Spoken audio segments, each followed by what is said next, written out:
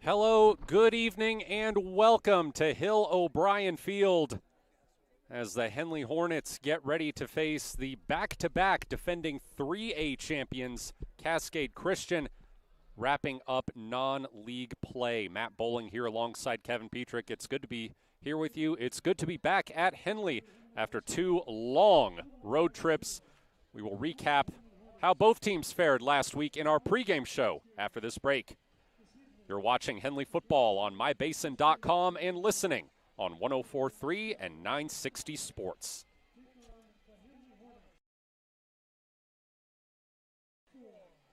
Sports was kind of what defined me as a person. I loved to play every sport I could possibly play. The Abbeys was really the family stomping ground for all of our community. Saturday afternoon soccer tournaments, we'd head over to Abbeys afterwards. And then when we got up into middle school, on our way home, we'd stop at Abbeys after basketball games. When I go home, I want to see 2 things when I drive through Winston. I want to see my Abbeys and I want to see my high school. And those are the 2 memories that stick out the most to me. Thanks to Les Schwab Tires, I'm a confident backseat driver, but Mom's a little stressed about spending. Remember, deep breaths and watch your speed. Even though we're watching our wallets, Les Schwab is still watching out for our safety. So it's right here. During the Les Schwab Founders Celebration Sale, save up to $150 instantly on select sets of 4 tires. Les Schwab Tires, doing the right thing since 1952.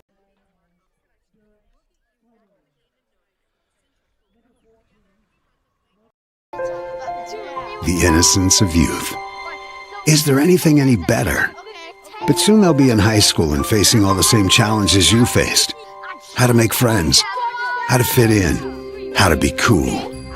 We want our children to have everything they'll need to live fulfilling and productive lives. Make sure the kids in your family are among the more than 120,000 participants here in Oregon who take part in high school sports or activities.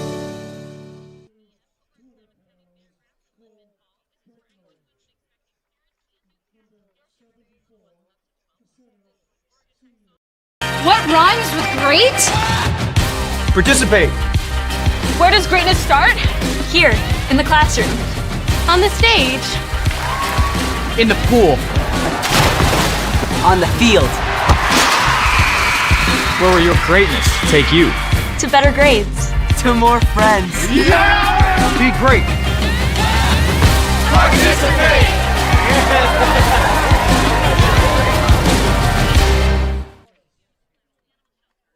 Introducing Smith Bates Marcom Solutions, your trusted partner in marketing and communication. We specialize in crafting compelling campaigns, eye-catching graphics, and impactful branding materials. Smith Bates is like working with dependable friends. They always help us build our professional image. Through the innovative strategies that the team at Smith Bates suggested, we've been able to give the brand at Calor the boost that it desperately needed. Unlock your potential with Smith Bates Marcom Solutions.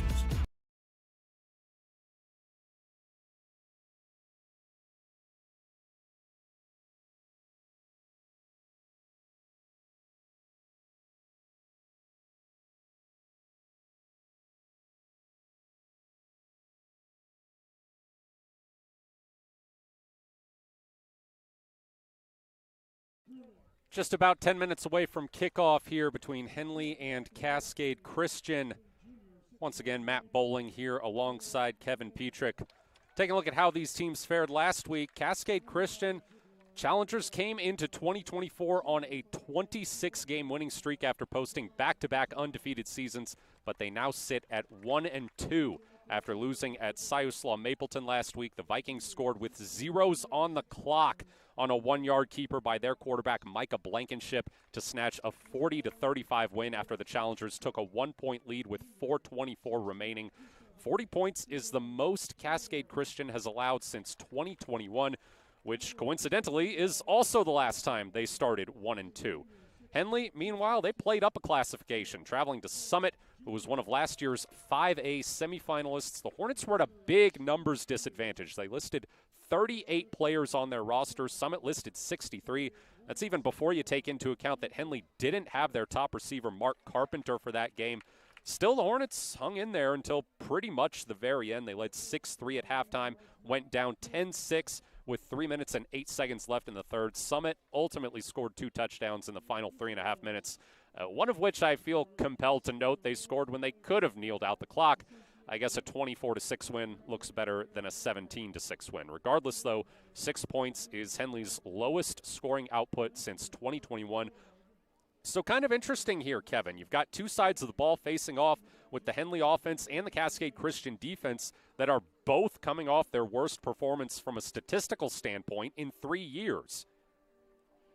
Yeah, last week you had the 1A champs and the 4A champs and the 3A champs all lost last week, which is kind of rare, but you know how it goes. Teams cycle through, and you're right, Matt. These guys have a little work to do offensively. The Hornets do.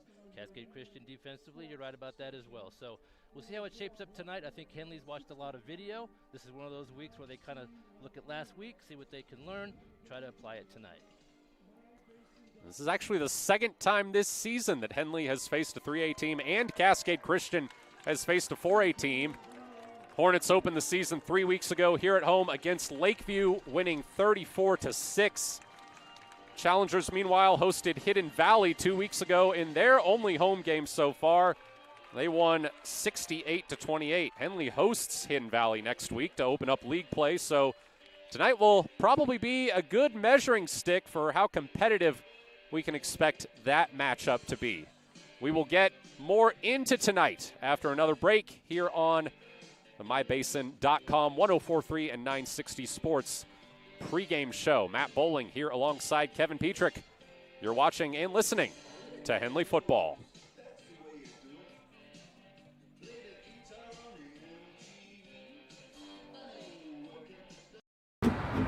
Thanks to Les Schwab Tires. I'm a confident backseat driver, but Mom's a little stressed about spending. Remember, deep breaths and watch your speed. Even though we're watching our wallets, Les Schwab is still watching out for our safety. So turn here. Roll into summer. Save up to $200 instantly on a wide selection of tires and wheels. Les Schwab Tires, doing the right thing since 1952.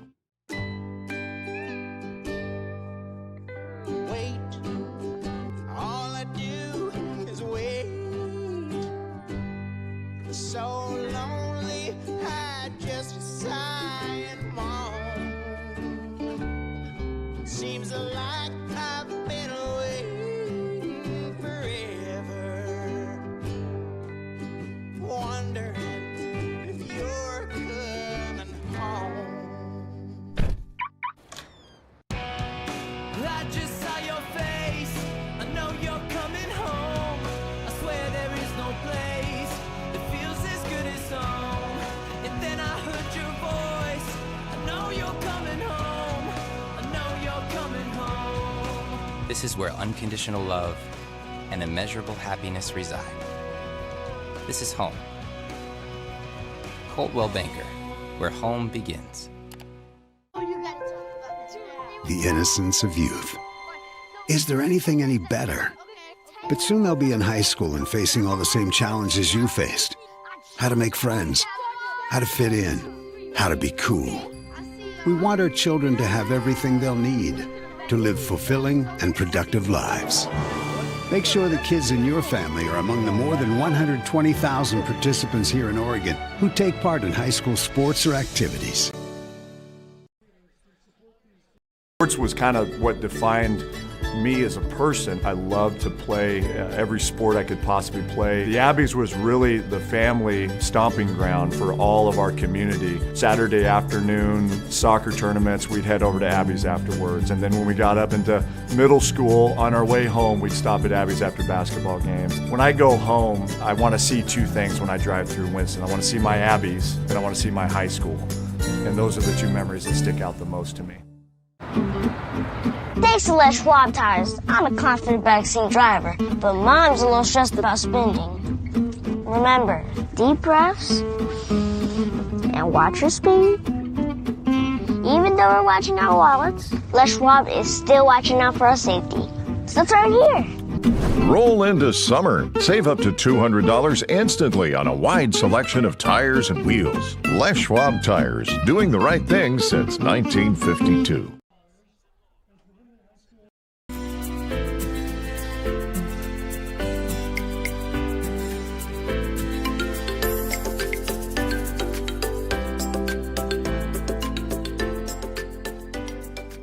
At MyBasin.com, we bring you the power of local radio, the pace and reach of social media, and the excitement of local sports. We do this with a team of radio professionals that is second to none. We're proud to call Klamath Falls our home.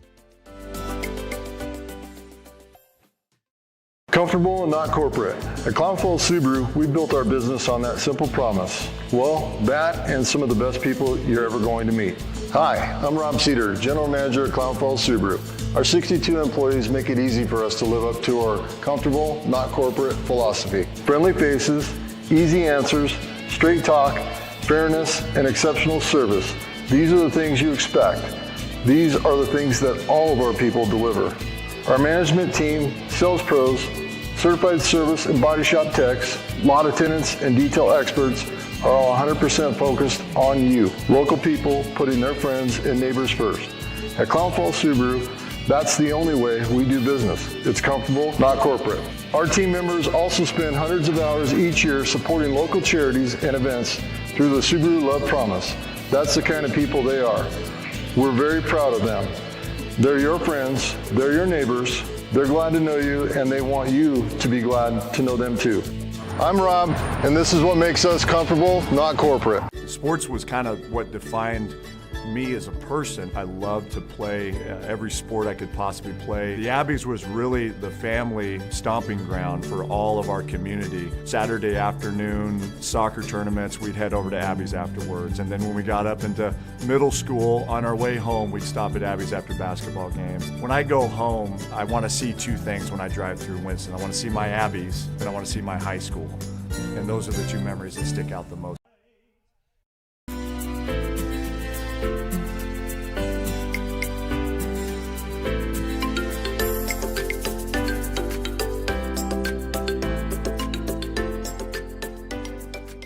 At MyBasin.com, we bring you the power of local radio, the pace and reach of social media, and the excitement of local sports.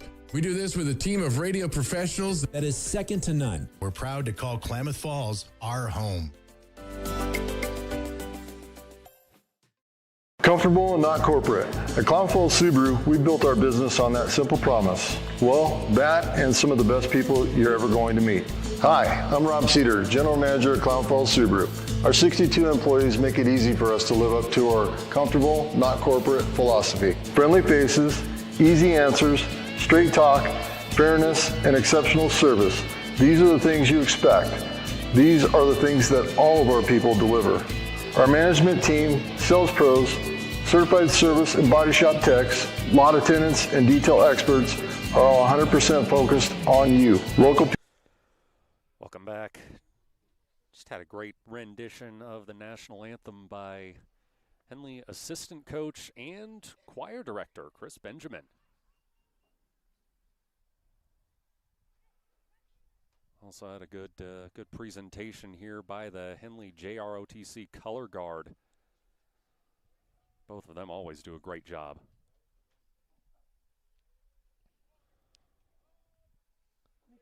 Looking at the keys to the game for Henley tonight.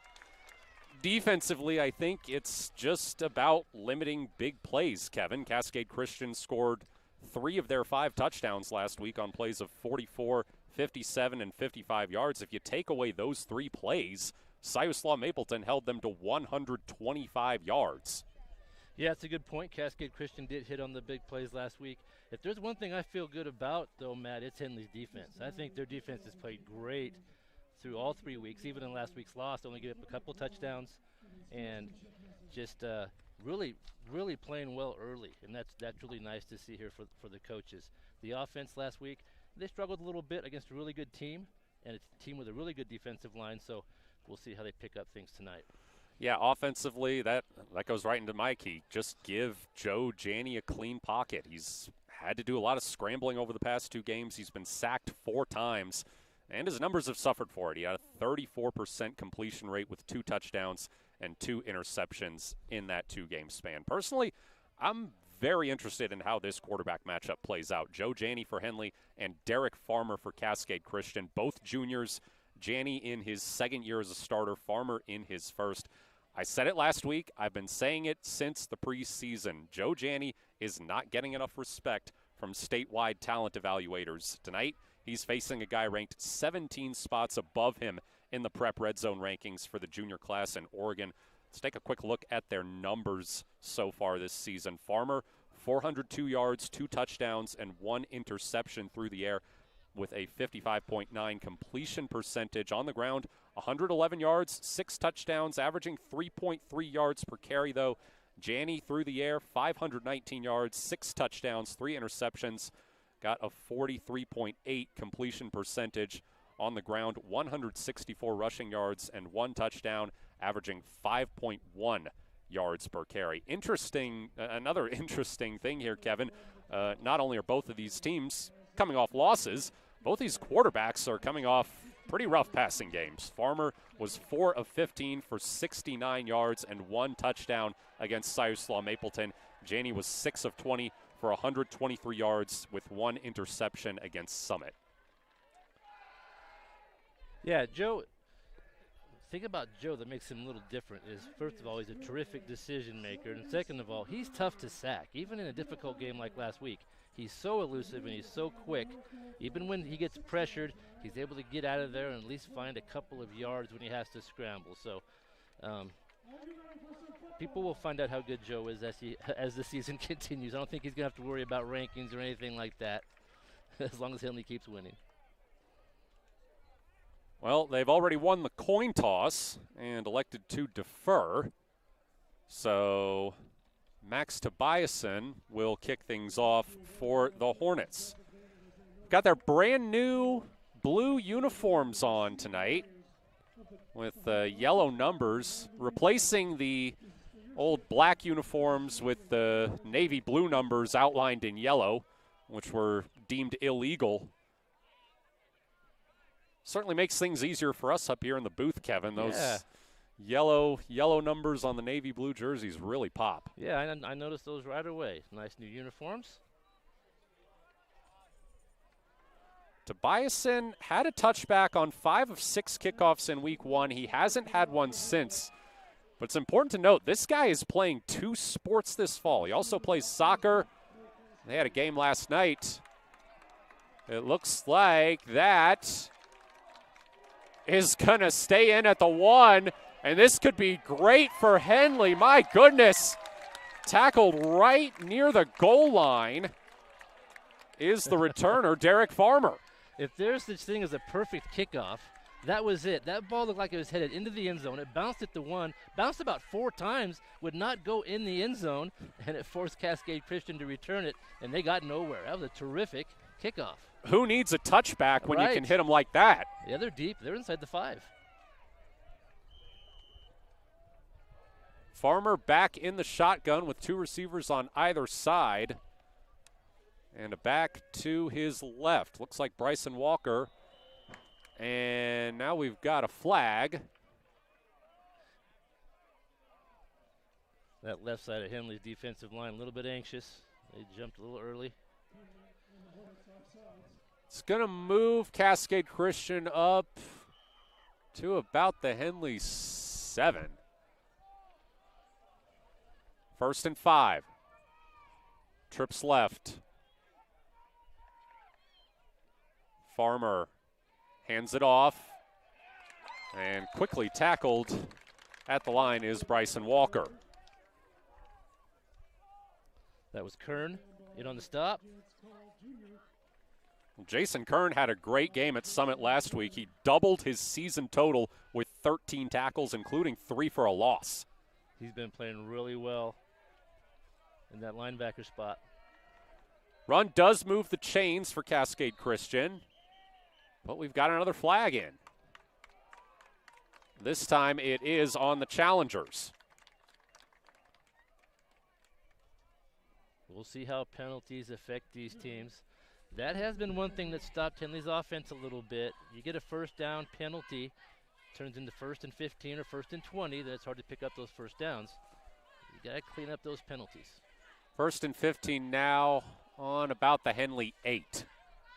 Farmer all alone in the backfield. 3 receivers to the left, 2 to the right. Farmer looking to the right side. It is caught and tackled quickly is Briley Richardson. Connor Shively had the coverage over there. Made the tackle right away.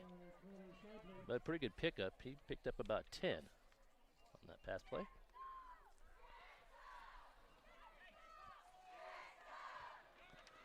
That'll bring up about 2nd and 5 for Cascade Christian. 58 seconds gone in the first quarter. It's a handoff, and that's going nowhere. It was Walker again on the carry. That was Kern and Mathis in there on the tackle for Henley. Henley's run defense really good so far. We're early in the game, but Cascade Christian will try to establish that run. They want to do that first and try to open up that passing game after the run is established. 3rd and 4 for the challengers. It's a sweep, and Caleb Scaglione is not going to get the first down. Yeah, Sieben and Carpenter stretched that play out, made a nice tackle on the edge. No gain. That'll bring up a 4th down for the challengers. That was Joe Janney on the tackle, playing both ways this year. Looks like Cascade Christian in punt formation. Pretty good kick there. That's going to roll towards the end zone. Back to the 10. And Bryson Montag has to dive on it. That was a terrific punt. They kind of misjudged how far he could kick. That ball went way over the head of Montag. Got a good roll for Cascade Christian, and now Henley will start deep in their territory. Alex Fianaka, listed as a tight end D lineman. 6'1", 185 pounds, and some power in the leg. We've seen a couple of great kicks here early. Yeah. 9:45 left in the first quarter. Henley on their opening drive. Joe Janney in the shotgun with Jeremiah Brunick on his left hip. 3 receivers out to the right, 1 to the left. It is a handoff to Brunick. They run him around the right side, and he'll gain a few. Henley starting off. Pretty good first down pickup. You want to get good yardage on that first down. It makes the rest of your drive easier. Get some good first down yardage. You got about 4 there. We'll call it 2nd and 7. Janney in the shotgun. Montag in motion. It's a handoff to Brunick. They try to go right again. Ball pops out, but I think he was down. Seems to be what the officials are indicating. Yeah, the far official called that down right away, fortunately for Henley. And we've got an injured Hornet. Looks like this is going to be a minute, so we'll step aside. 9:03 to go in the first quarter. Scoreless ball game here at Henley. Matt Bowling alongside Kevin Petrik. You're watching Hornets football on mybasin.com and listening on 104.3 and 960 Sports. Not corporate. At Clown Falls Subaru, we built our business on that simple promise. Well, that and some of the best people you're ever going to meet. Hi, I'm Rob Cedar, General Manager at Clown Falls Subaru. Our 62 employees make it easy for us to live up to our comfortable, not corporate philosophy. Friendly faces, easy answers, straight talk, fairness, and exceptional service. These are the things you expect. These are the things that all of our people deliver. Our management team, sales pros, certified service and body shop techs, lot attendants, and detail experts are all 100% focused on you. Local people putting their friends and neighbors first. At Clown Falls Subaru, that's the only way we do business. It's comfortable, not corporate. Our team members also spend hundreds of hours each year supporting local charities and events through the Subaru Love Promise. That's the kind of people they are. We're very proud of them. They're your friends, they're your neighbors, they're glad to know you, and they want you to be glad to know them too. I'm Rob, and this is what makes us comfortable.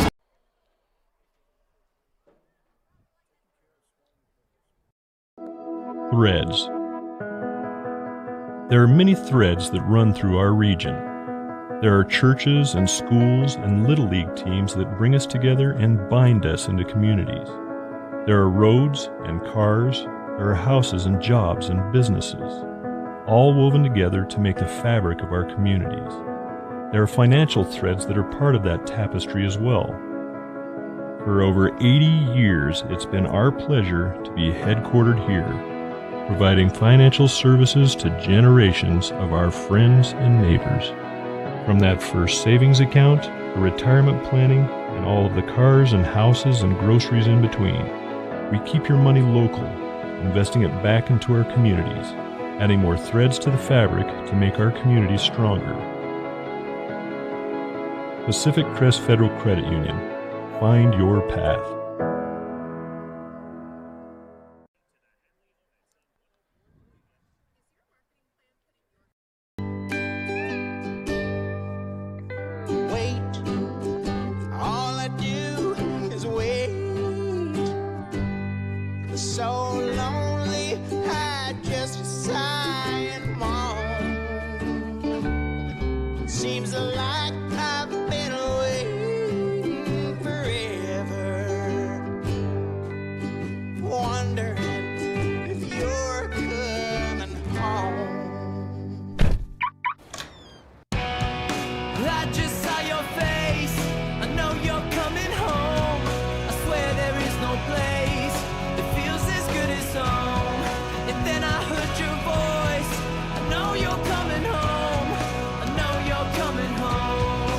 This is where unconditional love and immeasurable happiness reside.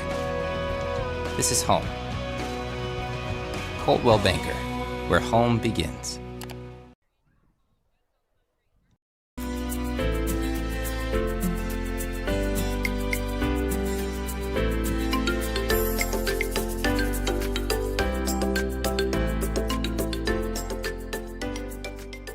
MyBasin.com, we bring you the power of local radio, The pace and reach of social media, and the excitement of local sports. We do this with a team of radio professionals that is second to none. We're proud to call Klamath Falls our home. Comfortable and not corporate. At Klamath Falls Subaru, we built our business on that simple promise. Well, that and some of the best people you're ever going to meet. Hi, I'm Rob Cedar, General Manager at Klamath Falls Subaru. Our 62 employees make it easy for us to live up to our comfortable, not corporate philosophy. Friendly faces, easy answers, straight talk, fairness, and exceptional service. These are the things you expect. These are the things that all of our people deliver. Our management team, sales pros, certified service and body shop techs, lot attendants, and detail experts are all 100% focused on you. Local people putting their friends and neighbors first. At Klamath Falls Subaru, that's the only way we do business. It's comfortable, not corporate. Our team members also spend hundreds of hours each year supporting local charities and events through the Subaru Love Promise. That's the kind of people they are. We're very proud of them. They're your friends, they're your neighbors, they're glad to know you, and they want you to be glad to know them too. I'm Rob, and this is what makes us comfortable, not corporate. Sports was kind of what defined me as a person. I loved to play every sport I could possibly play. The Abbeys was really the family stomping ground for all of our community. Saturday afternoon soccer tournaments, we'd head over to Abbeys afterwards. And then when we got up into middle school, on our way home, we'd stop at Abbeys after basketball games. When I go home, I want to see two things when I drive through Winston. I want to see my Abbeys, and I want to see my high school. And those are the two memories that stick out the most.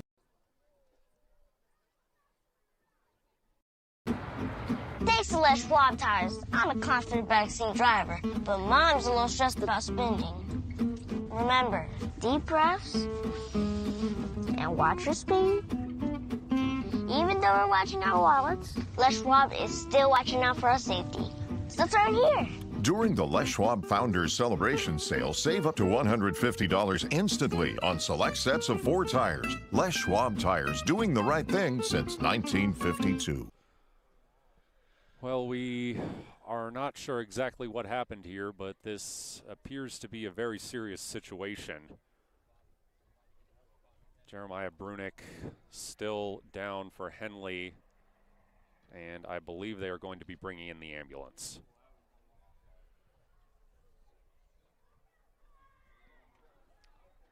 Yeah, we'll have a significant delay here for sure. I didn't really see what happened, so we don't really know the severity, so we won't guess. But everybody is calm out there. All the trainers and medical staff is out there taking care of the situation, so we'll just wait for his ride to show up, and hopefully he'll be okay. He was kind of, it didn't look like anything out of the ordinary. Wrapped up by a couple guys.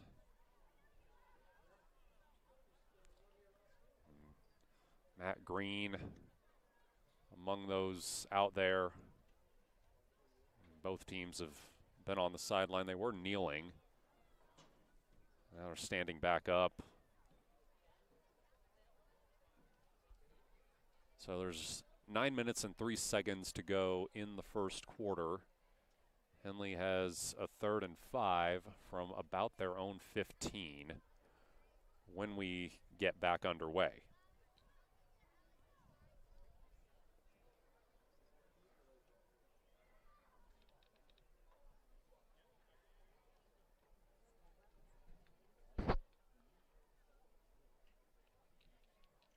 Pretty quiet here at Henley, obviously.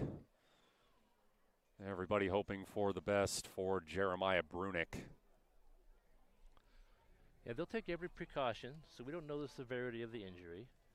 But they are definitely, and they're not going to move the player, and they're going to wait for the ambulance to come. So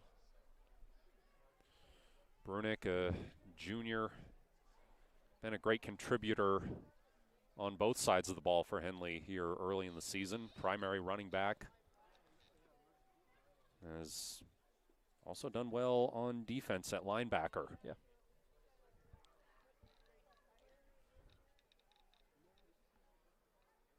Certainly a big loss for Henley, but everybody's primary concern, again, is his well-being.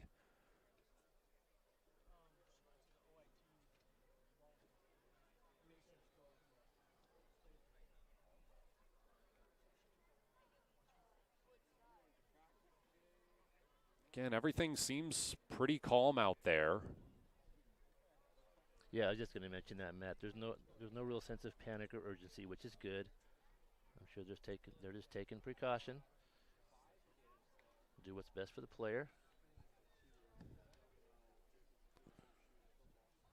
And they've got the gate open. Still waiting on the ambulance, it seems.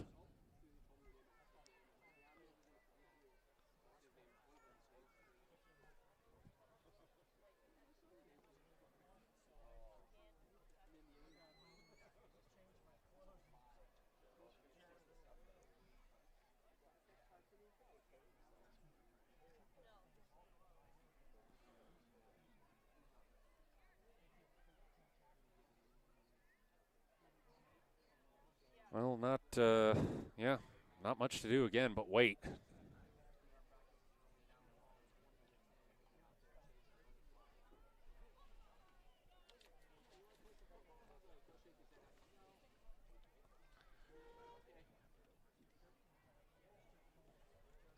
We're going to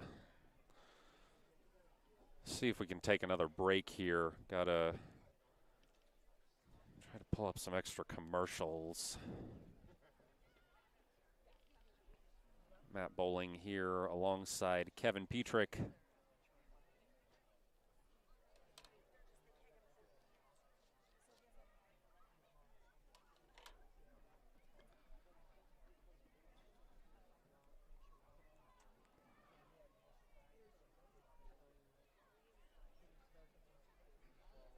All right. We've got, try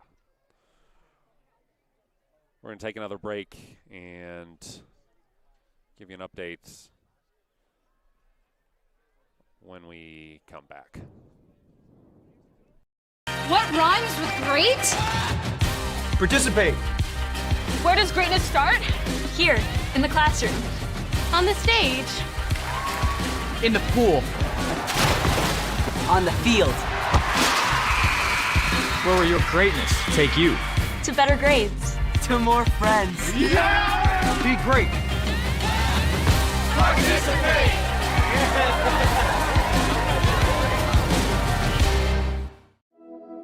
Threads. There are many threads that run through our region. There are churches and schools and Little League teams that bring us together and bind us into communities. There are roads and cars, there are houses and jobs and businesses, all woven together to make the fabric of our communities. There are financial threads that are part of that tapestry as well. For over 80 years, it's been our pleasure to be headquartered here, providing financial services to generations of our friends and neighbors. From that first savings account, to retirement planning, and all of the cars and houses and groceries in between, we keep your money local, investing it back into our communities, adding more threads to the fabric to make our communities stronger. Pacific Crest Federal Credit Union. Find your path.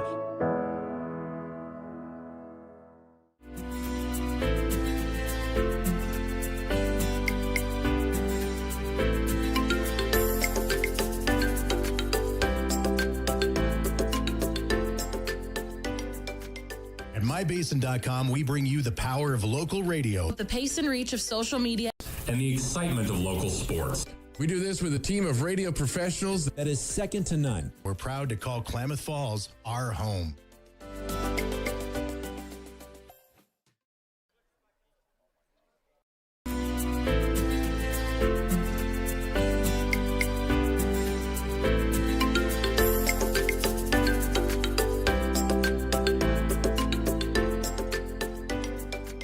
At MyBasin.com, we bring you the power of local radio, the pace and reach of social media, and the excitement of local sports.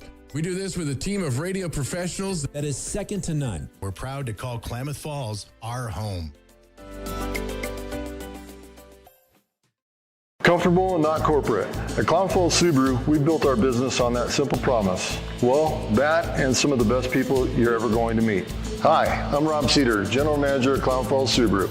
Our 62 employees make it easy for us to live up to our comfortable, not corporate philosophy. Friendly faces, easy answers, straight talk, fairness, and exceptional service. These are the things you expect. These are the things that all of our people deliver. Our management team, sales pros, certified service and body shop techs, lot attendants, and detail experts are all 100% focused on you. Local people putting their friends and neighbors first. At Klamath Falls Subaru, that's the only way we do business. It's comfortable, not corporate. Our team members also spend hundreds of hours each year supporting local charities and events through the Subaru Love Promise. That's the kind of people they are. We're very proud of them. They're your friends, they're your neighbors, they're glad to know you, and they want you to be glad to know them too. I'm Rob, and this is what makes us comfortable, not corporate. Sports was kind of what defined me as a person. I loved to play every sport I could possibly play. The Abbeys was really the family stomping ground for all of our community. Saturday afternoon soccer tournaments, we'd head over to Abbeys afterwards. And then when we got up into middle school, on our way home, we'd stop at Abbeys after basketball games. When I go home, I want to see two things when I drive through Winston. I want to see my Abbeys, and I want to see my high school. And those are the two memories that stick out the most. Thanks to Les Schwab Tires, I'm a confident backseat driver, but Mom's a little stressed about spending. Remember, deep breaths and watch your speed. Even though we're watching our wallets, Les Schwab is still watching out for our safety. So let's right here.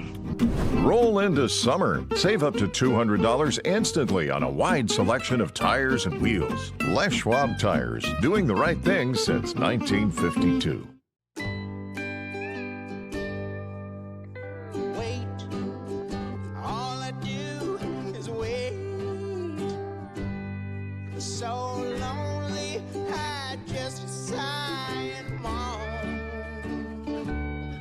Seems like I've been waiting forever,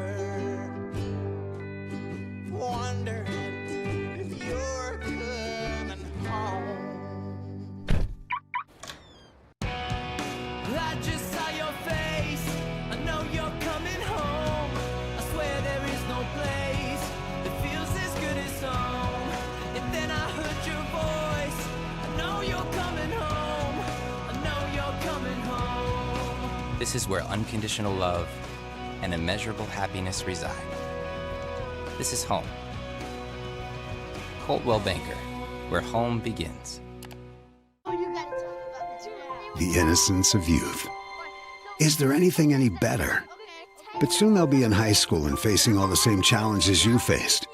How to make friends, how to fit in, how to be cool. We want our children to have everything they'll need to live fulfilling and productive lives. Make sure the kids in your family are among the more than 120,000 participants here in Oregon who take part in high school sports or activities. Thanks to Les Schwab Tires, I'm a confident backseat driver, but Mom's a little stressed about spending. Remember, deep breaths and watch your speed. Even though we're watching our wallets, Les Schwab is still watching out for our safety. So turn here. Roll into summer. Save up to $200 instantly on a wide selection of tires and wheels. Les Schwab Tires, doing the right thing since 1952.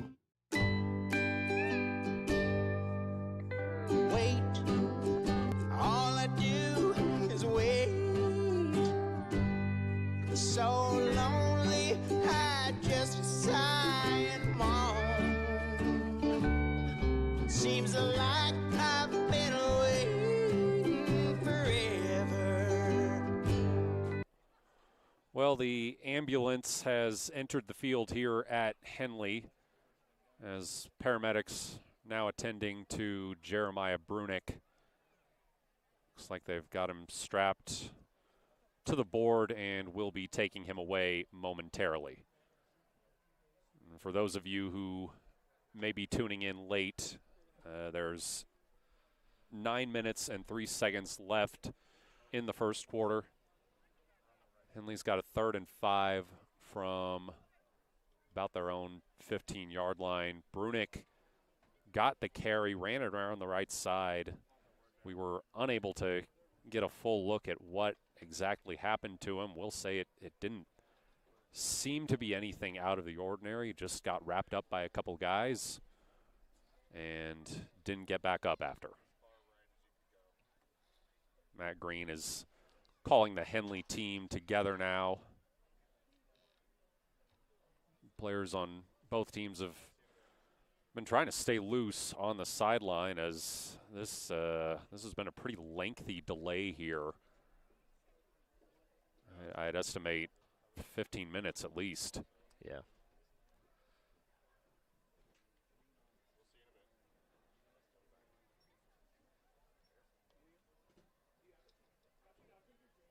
Looks like some Cascade Christian personnel out there too with Jeremiah Brunick. Yeah, they were out there right away. It was on their side of the field, and that was really a nice gesture. They hustled out there. So you have folks from both sides helping out the player out there. That's what you like to see.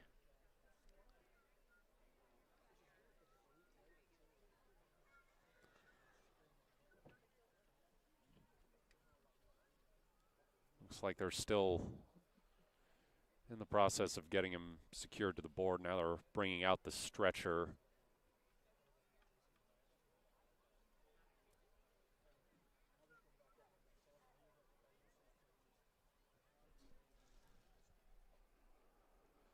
Henley still in the huddle.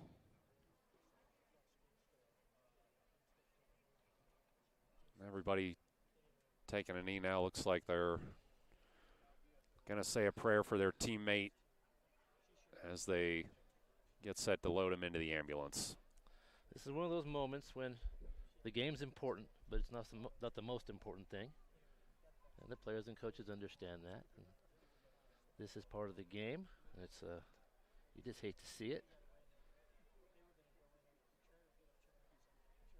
But they'll regroup here, and we'll continue in just a short while.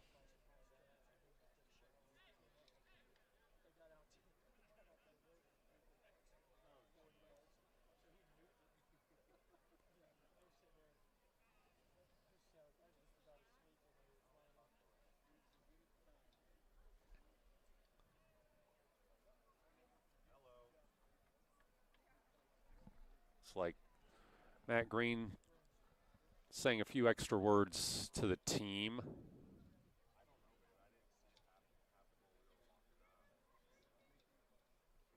First-year head coach, only in his 4th game.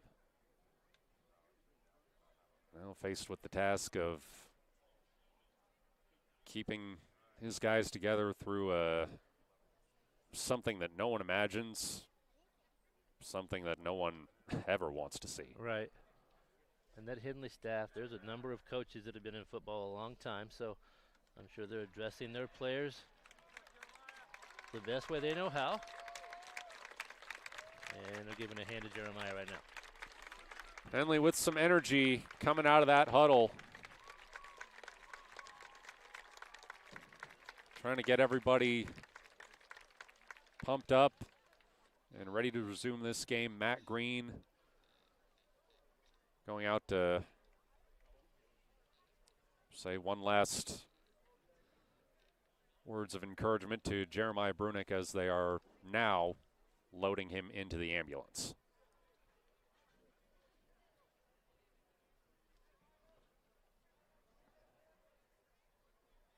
Not sure if there's going to be any kind of warm-up period. Yeah, I was thinking about that. The delay was substantial, so they may throw in a short warm-up period. We'll see what the officials decide to do. And then we will resume play. Cascade Christian had one possession, and then they punted the football to Henley, and this was their first possession. So we're just underway here in the first quarter. 3rd and 5 for Henley on their own 15-yard line.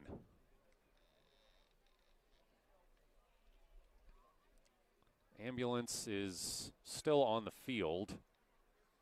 Henley is lining up as if they're going to do some warm-ups.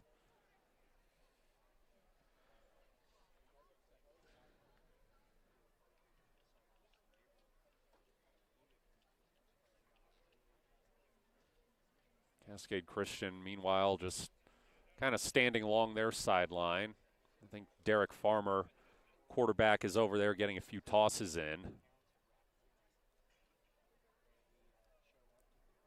And it looks like now the ambulance is departing.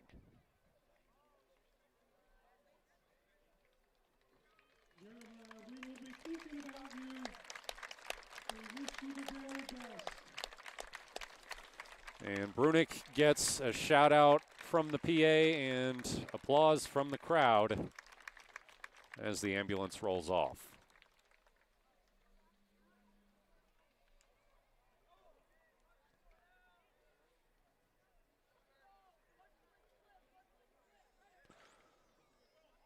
So it looks like, yeah, both teams are going to come out for a little warm-up. These are usually 3-minute intervals when they do this sort of thing. We'll see if that's what they decide here. So my guess is about 3 minutes, and then we'll pick up the game where we left off. Good chance, I think, for both teams not just to get warmed back up physically, but maybe locked back in mentally too. Yeah, it's hard to play after something like that. And you can't help but just feel kind of strange when something like that happens. You have a teammate, you're not sure how he's doing, and then you kind of gets in your head. You kind of think about, you know, am I going to get hurt? And it's just a lot for a kid to process. And so we'll see how Henley handles it here.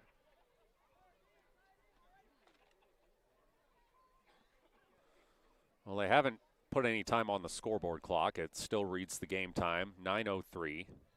left in the first quarter.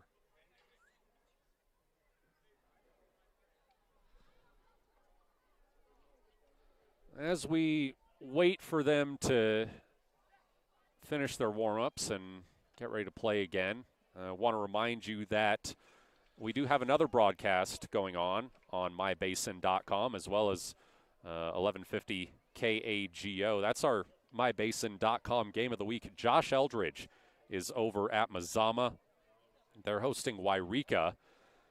And that's an interesting game because Mazama head coach Orland Culp spent close to 20 years at Wairika as their head coach. When I saw that on the schedule, I thought, yes, he'll be playing the old folks there. Yes, his old team.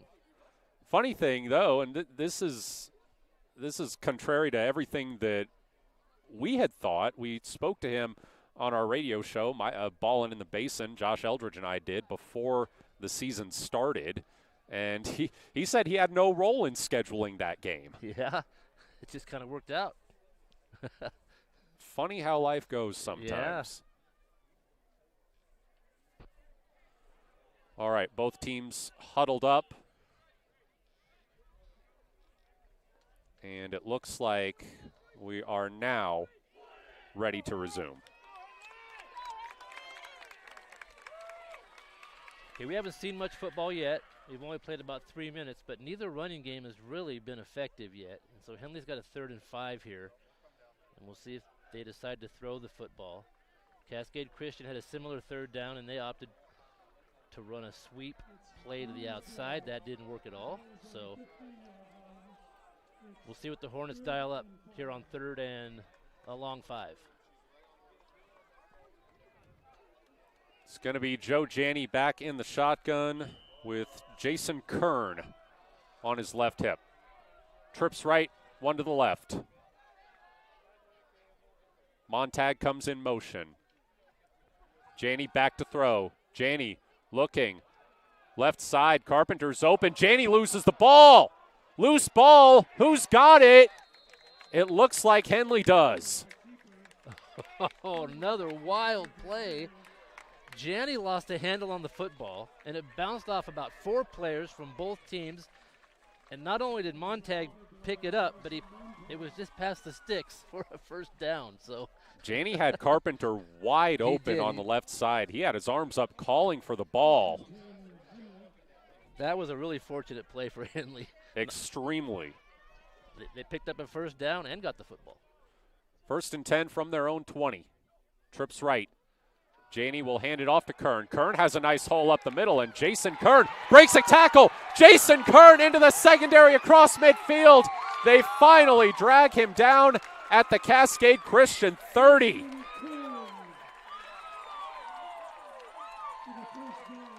Good work from that left side of the Henley line. Big hole for Jason. He was able to stretch it out and accelerate down the near sideline. Huge gain. And he gets a nice chant from the student section after tremendous run, setting Henley up with a 1st and 10 on the Cascade Christian 33. He just said, we do that for Jerry. This play is a handoff to Trapper Kundal. We'll see more of Trapper now. He and Kern will. Gains a few, gets up to about the 30, so a 2nd and 7. They will share the running duties from here on out.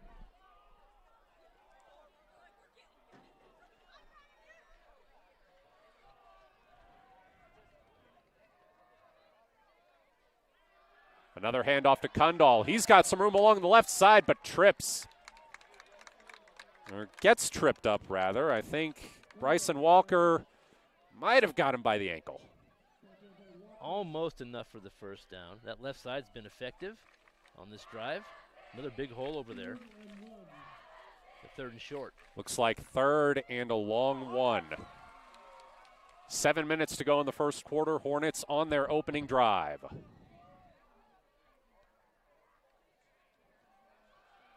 Kundal to the right, and he should have the 1st down. He does. There wasn't much out there, but there was enough to pick up the first. That's what you need. Keep the drive alive for Henley. Fresh set of downs for Henley right there at the start of the red zone. Two receivers to the right, one to the left. It's another handoff. Right up the middle is Kundal, and another sizable gain. That's going to make it 2nd and 1 on the 11. Good play call there from Coach Pashy. They were pressuring from the outside. They were blitzing some defenders, and that middle was open. He found it. They'll call it 2nd and 2. Kern back in on the left hip of Janney. This time it's a designed run for Janney. Around the left side, he's got the first down, lowering his shoulder inside the 5. It's going to be 1st and goal at about the 3. Henley mixing up the plays. We like to see that. Going right, going left, changing backs, and then letting Joe keep that one. Well, spotted at the 4-yard line. 1st and goal for Henley. 5:50 to go in the first quarter. Kern. Pile is pushed, and it's not going to get him to the end zone.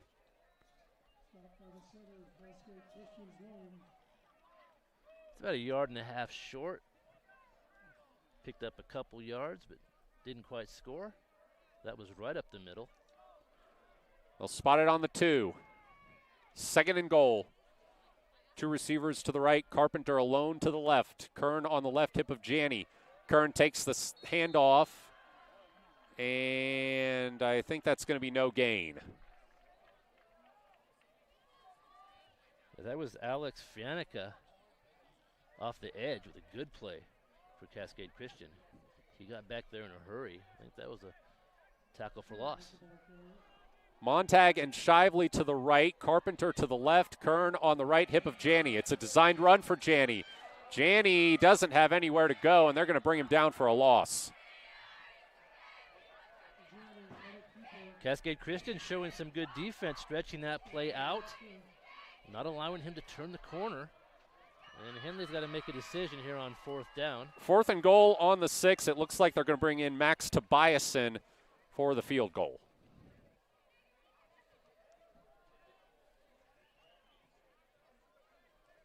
Henley's field goal kicking game has improved greatly since week 1. And they feel comfortable taking this kick. Tobiasen, as we mentioned earlier, also a soccer player for Henley. They had a game last night, 3-1 win over Phoenix to open Skyline Conference play. Tired legs don't seem to be an issue for Tobiasen, though, as he knocks this one through to put Henley up 3-0 with 3:57 to go in the first quarter. Henley moved the ball pretty well on that drive. After the delay, they came back with a 3rd and 5 on their own 15. Broke off about close to a 55-yard run by Jason Kern. That got things going. Yeah, Henley can feel good about the running game there. They did. They ran the ball pretty nicely on that drive. Had a little trouble in the red zone finishing off the drive, but they got 3. That's going to help them as the season goes on. If you can end a drive with points of any kind, that's going to help you out. And Henley's kicking game has gotten much, much better. It's about a 22-yard field goal there for Max. Tobiasen now set to kick off. He had a kick that got a great bounce for Henley to open the game. Allowed them to pin Cascade Christian inside the 5. It forced a return. Let's see what he can do here. This one looks like it's going to be shorter and returned from about the 10-yard line. Chopped down in between the 25 and the 30, looks like was Bryson Walker. Kundal was over there, so was Vaughn for Henley. making the special teams tackle. Ball is going to be spotted about the 26. So that is where we will begin this drive for Cascade Christian. Challengers having trouble getting the right personnel out there. They may not be in the right alignment here. Are they going to have to burn a timeout? Man comes in motion. They get the snap off. It's a sweep for Farmer, and he's chopped down. Henley read that one all the way. It is Jason Kern on the tackle. Jason Kern, he got good penetration there quickly and stopped that play. That play just wasn't looking good from the start. They had personnel in the wrong spot. They were shifting. They weren't really sure what they were doing, and Henley made the most of it. No gain. 4 receivers out to the left side in a bunch formation. Farmer breaks through the line. Farmer into the secondary. He might take this all the way. 20, 10, gone. Derek Farmer introducing himself to the Henley crowd. Well, they figured that one out. There was no confusion on that play. The middle of the field just opened up, and Farmer saw the gap, and he was gone.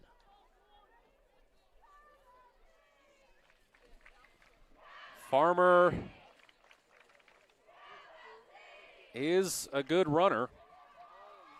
As we discussed in the pregame, 111 rushing yards on the season, 6 touchdowns, though only averaging 3.3 yards per carry. Imagine that just went up quite a bit. Yeah, he showed good speed there. Once he got through that secondary, he was not going to be caught. It was a good.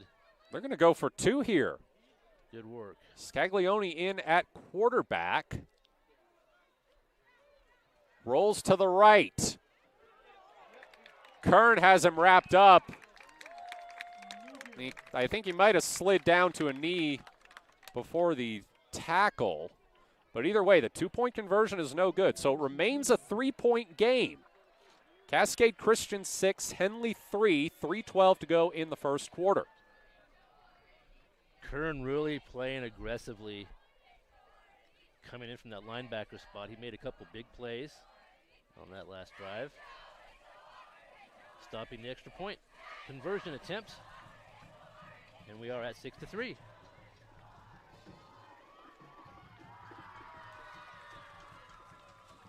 We talked about the big plays, Matt, coming in, and sure enough, that was a 72-yard run.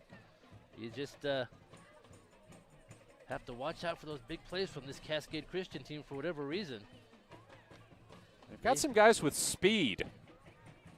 Derek Farmer, Bryson Walker. 2 of the guys that we've seen show some wheels early. Farmer, in addition to back-to-back football state championships, has also won back-to-back state championships in basketball at Cascade Christian.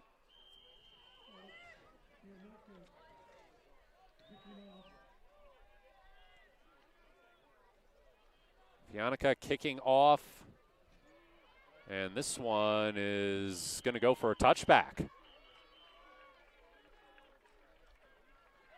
Well, we saw it on his other kickoff. Or the punt, right? Rather, he's got a powerful leg. Yeah, they have a good special teams. And Henley will start at their own 20 for their second try. Hornets trailing by 3. 3:12 to go in the first quarter. They've now trailed in all 4 games they've played so far this season. They only trailed twice all of last season.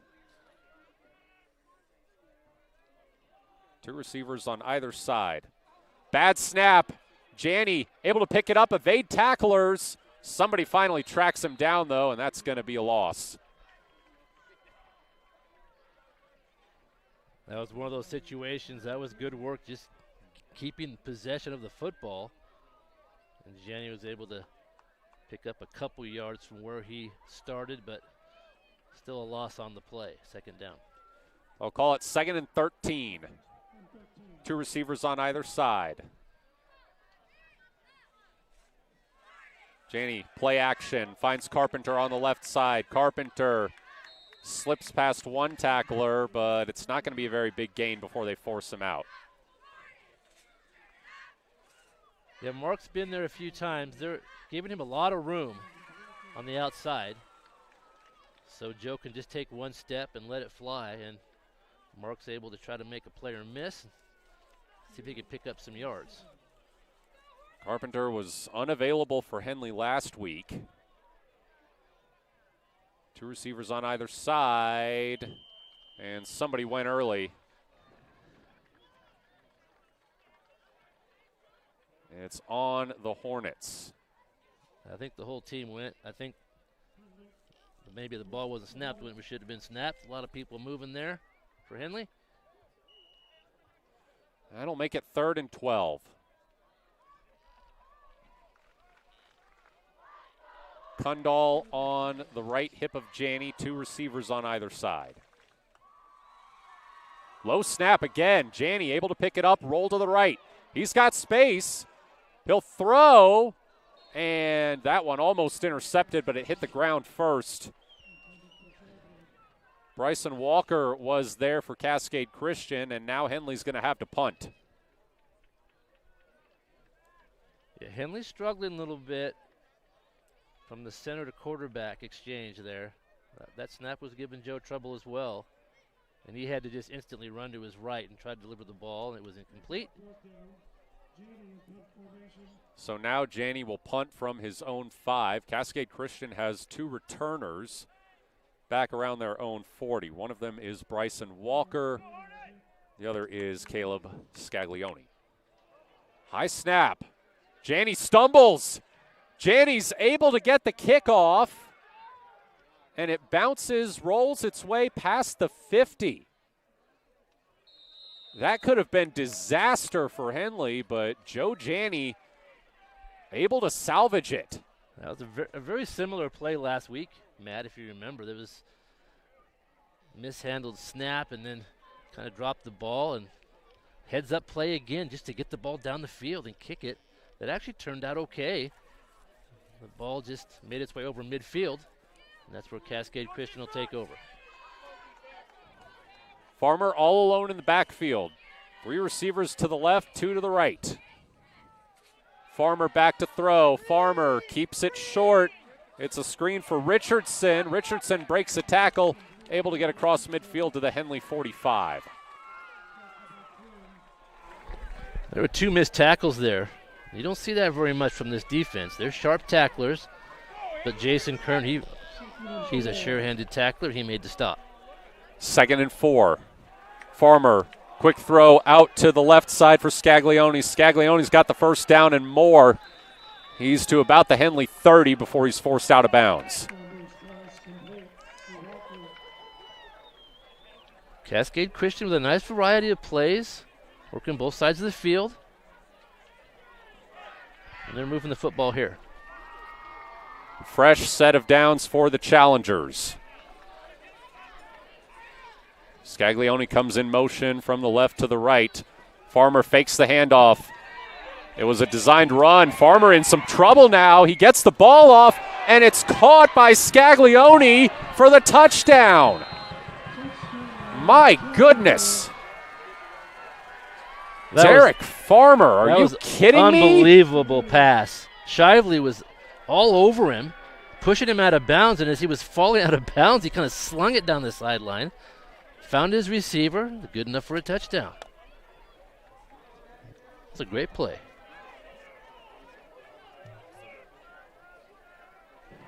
Just incredible stuff there from Farmer. And it looks like the challengers are going to go for 2 again.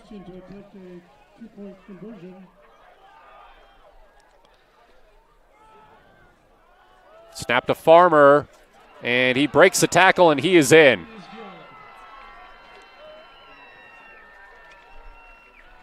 14-3, Cascade Christian leads. 45.4 to go in the first quarter. Another missed tackle there. Henley having some trouble tackling here on this drive. And that cost him 2 points on that one.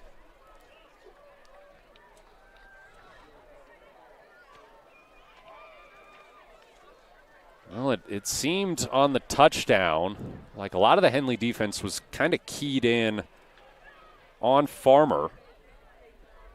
Caleb Scaglione was able to slip past a lot of the secondary, put himself in position to receive that pass. Yeah, that was one of those situations where it had to be a perfect throw, and there was no room. It was right down that sideline. It was pretty well covered, and the quarterback was pressured. It's just when you make a great play, there's not a whole lot you can do about it. And that was a great play. And Farmer in his first year as a starter replacing Ashton Moody, who was the 3A Offensive Player of the Year in 2023. He put up just under 3,000 yards of offense and 46 touchdowns. He now plays linebacker at Eastern Kentucky. Latest in a long line of college players that John Getman has coached at Cascade Christian. We'll get more into that in a little. For now, the kickoff is back for a touchback.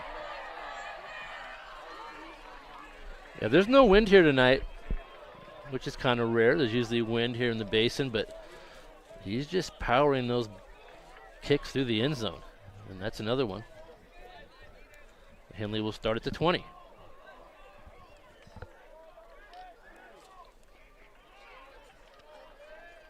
Sideline trying to give some encouragement to the offense here as they now trail by 11 points.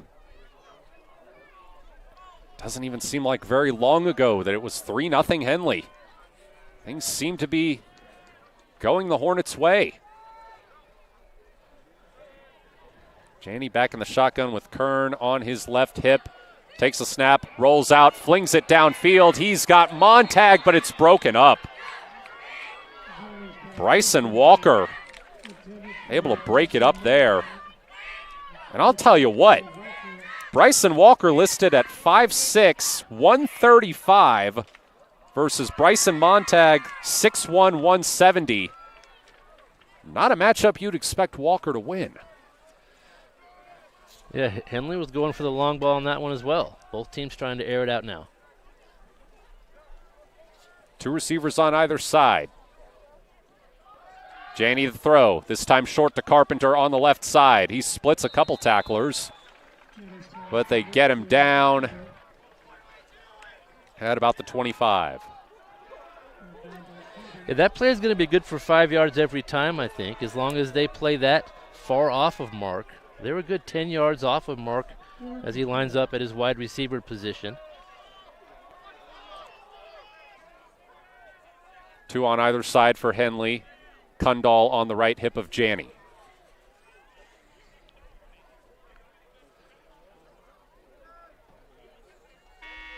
And they're just going to let the clock run out on the first quarter. Cascade Christian 14, Henley 3.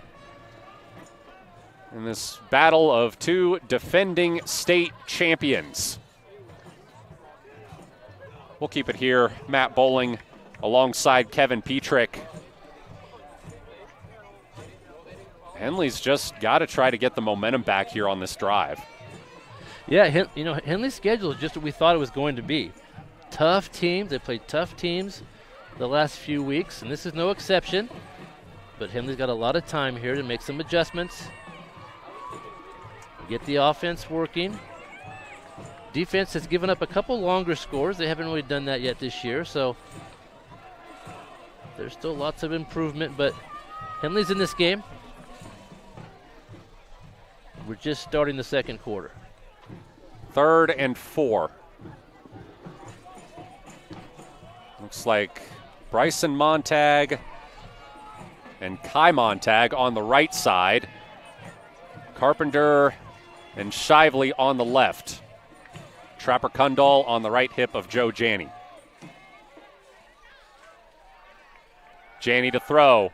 pressured, dumps it off. Kundal makes a man miss, gets spun around. I think forward progress will move the chains for Henley, and it does. That was a well-designed play. The receivers cleared the area. There was no one on this side of the field. And then Kundal just did a little wheel route. He was wide open, picked up the first down. 1st and 10 for Henley on their own 35. Trips left, Carpenter alone on the right side. Kundal on the right hip of Janney. Takes the snap, Kundal gets the handoff around the left side. They catch him and bring him down for a loss. Cascade Christian's been very disciplined on the outside on that run play. They haven't been allowing Henley to turn up the field. They lost a few there.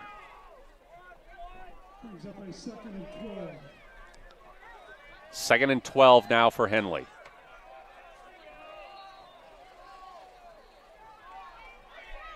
Trips right. Looks like Carpenter alone on the left. Janney, quick throw. Carpenter makes a man miss. Carpenter breaks a tackle. Carpenter's got the first down and more. Flag comes in at the end of the run. Carpenter with some moves along the far sideline. Yeah, there's that play again. If you get him the ball enough, he'll make people miss, and he'll pick up a big chunk of yards like he did right there. Well done. Looks like this is going to come at least partially back, though. Yeah, the flag was thrown away from the play toward the middle of the field. It really had nothing to do with the play. It was away from the ball over there. It's a holding on the Hornets. They still get the first down, but now they'll be at the 40, their own 40.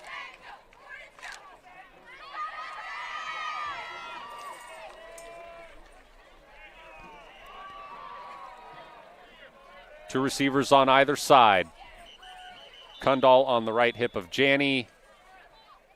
And looks like we've got a timeout. Yeah, the Cascade Christian staff is questioning the call there. The hold was down the field beyond the first down marker, and the play gained enough for the first down, so they moved it back from the spot of the foul. And there seems to be some confusion on the far side of the field. They're working it out over there.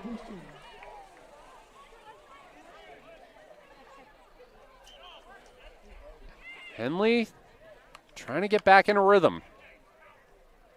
Move the ball up to their own 40-yard line. They trail 14-3 with 10:41 to go in the second quarter.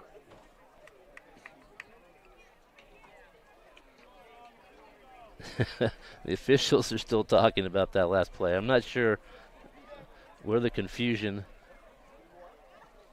lies, but I don't think the ball's going to move. I think it's staying right there at the 40.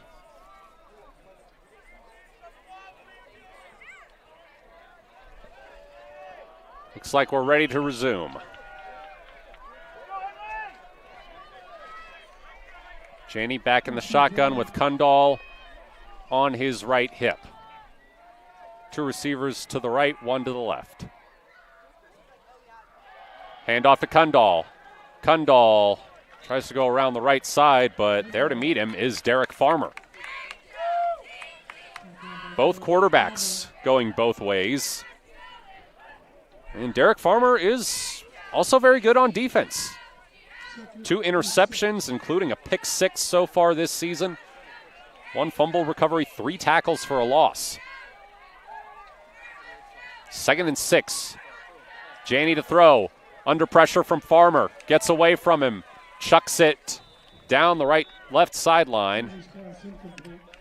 And that's going to be 3rd and 6. Good decision. Janney's so hard to sack. Even when they get him in the grasp, he's able to get out of there and has the speed to evade those defenders. That time he just threw it out of bounds. Good decision. Bring up a 3rd down. Looks like it's going to be Bryson Montag, Connor Shively, and Kai Montag on the right side, and Mark Carpenter alone on the left. As Kundal from the left hip of Janney, play action, he throws to Carpenter. Carpenter's got the first down and more. Carpenter down the left sideline, brought down at the Cascade Christian 25. Another well-designed play. That play action was just enough to freeze the defense. Mark's been open on that side all night. Another big gain and a first down.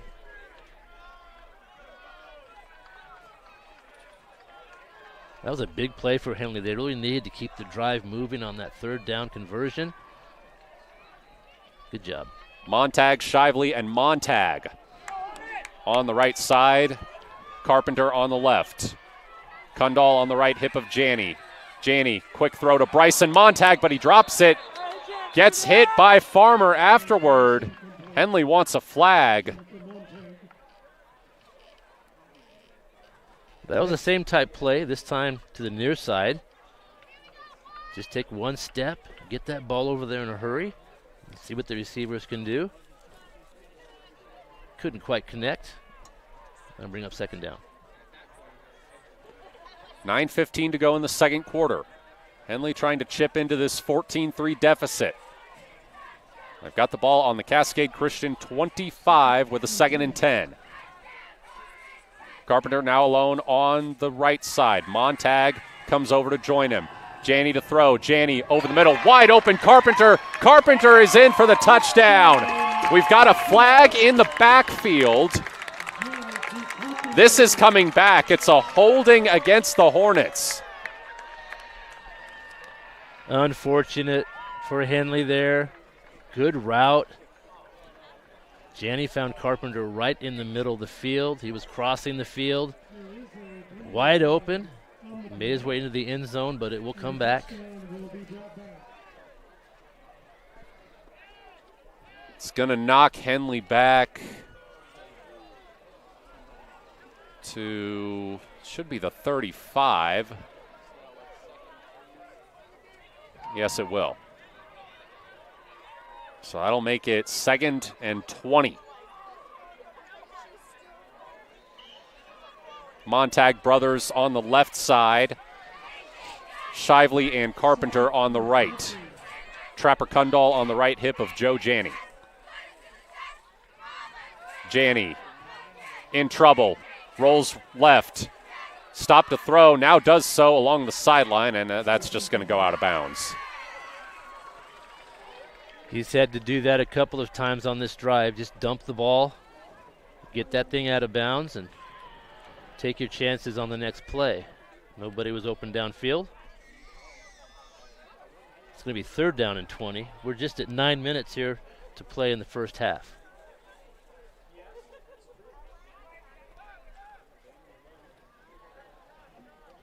Henley getting the call in from the sideline. Now they come to the ball.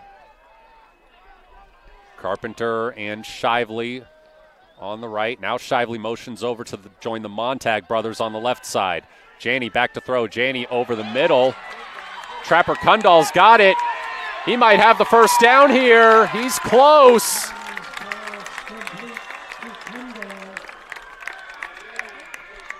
think that was a screen there for Henley.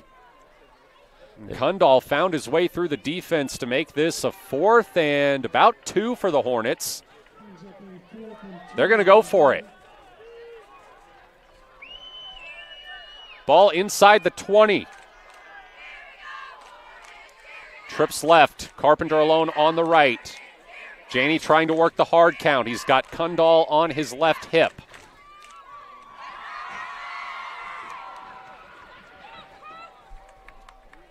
Now he gets the signal in, and Henley's going to call a timeout. Decision to make here. Yeah, they want to get the play right. This is an important drive for Henley, down 14-3. It'd really be nice to get some points. That last play was a nifty little screen, one of those middle screens you see sometimes.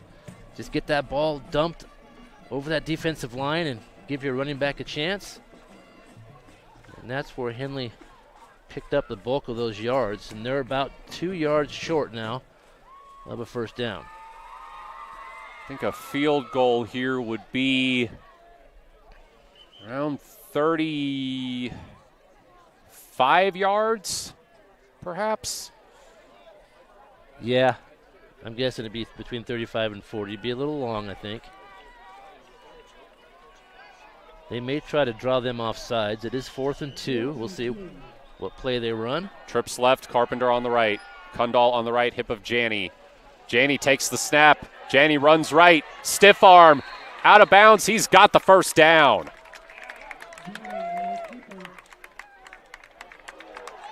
That's a good play to run if you need 2 or 3 yards. Just send Janney around the end. He'll find his way. Big first down for Henley.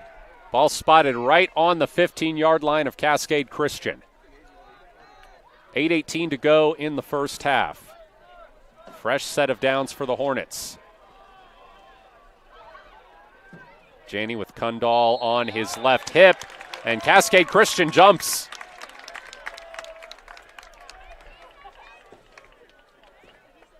That'll make it 1st and 5. Ball on the 10. So Carpenter alone on the right side. Shively in between the Montag brothers on the left. Janney to throw. Pressure. Lets it go as he gets hit. And that one sails out the back of the end zone. Yeah, Farmer was all over Janney. Applied the pressure there. Joe had to throw it sooner than he wanted to. And the ball just kind of sailed out of the back of the end zone. If you give Janney time, he'll usually make the connection. If he has to hurry the throw, well, as any quarterback would tell you, makes it a little tougher. 2nd and 5. Carpenter and Shively on the right side. Montag brothers on the left. Now Shively motions over to the left side. Shively gets the ball from Janney and takes it in for the touchdown. No flags on that one. And Henley is back within striking distance. That was a great throw. He caught Shively right in stride. Didn't have to slow down at all. Just caught the ball on a full run, and his momentum took him right into the end zone. That was a good drive for Henley.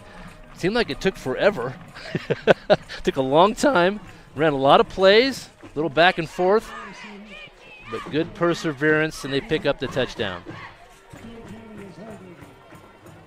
Tobiasen on for the PAT. Good snap, good hold, good kick.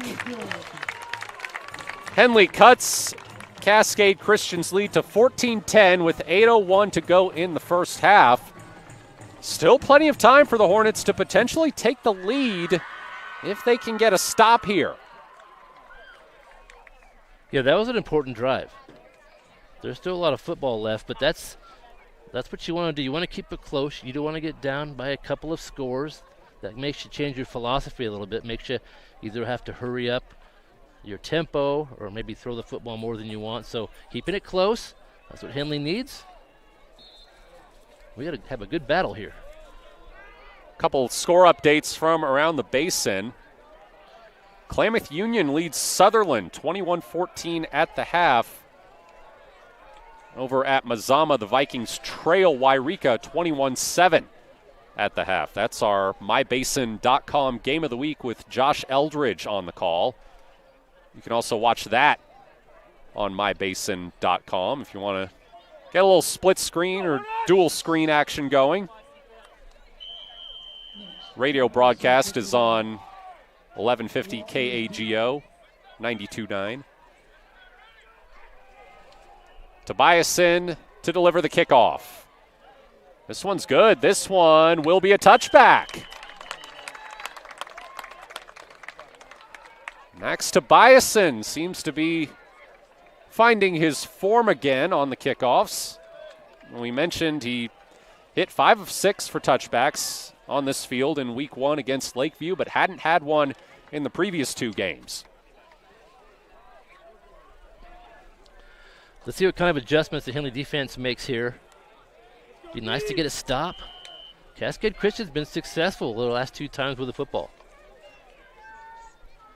Farmer Quick throw out to the left side, and immediately wrapped up after about a 5-yard gain is Caleb Parker. Mark Carpenter with a good tackle. That's what you want to see out there.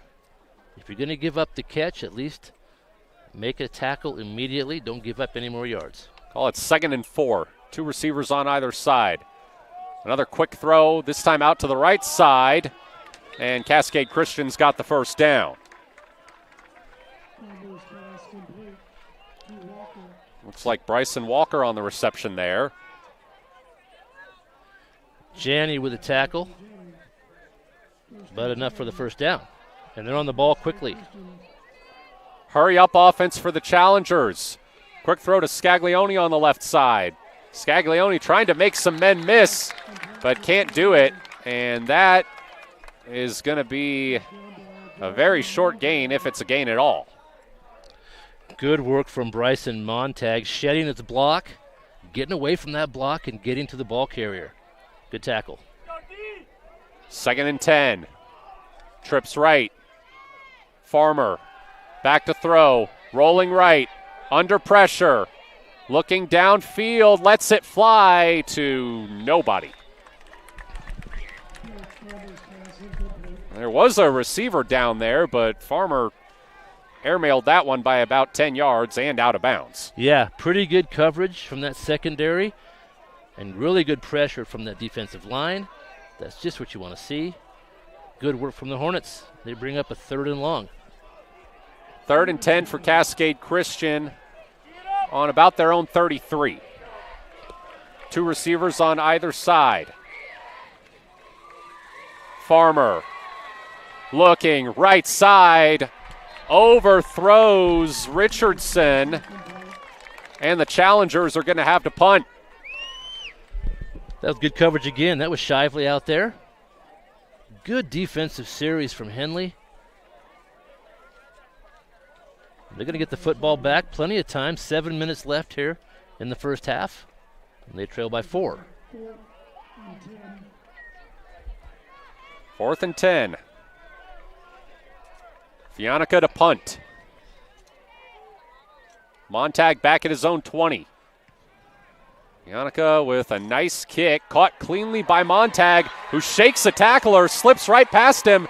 Flag comes in as Montag gets up to midfield. We'll see this maybe coming back a ways. 6:48 to go in the first half. Henley will have a chance to retake the lead. They trail 14-10. Yeah, that's unfortunate for the penalty there.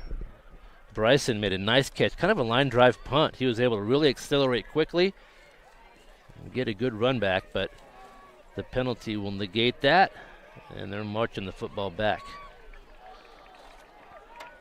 So Henley will start at their own 30.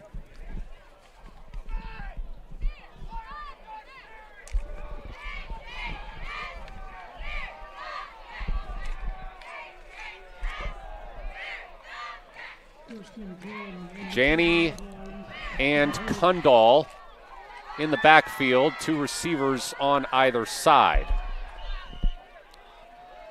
No, excuse me, trips right, Carpenter alone on the left. Quick throw to Carpenter. Carpenter gets a block, shakes a tackle. Carpenter's got the first down and more. Up to about the 47-yard line goes Mark Carpenter. A man I am sure the Hornets are thrilled to have back this week. Yeah, he's had a lot of catches here in the first half, and they're seeing something they like out there to his side. He's got room, and they're just getting the ball out to him as quickly as they can, and he's making some big plays out there.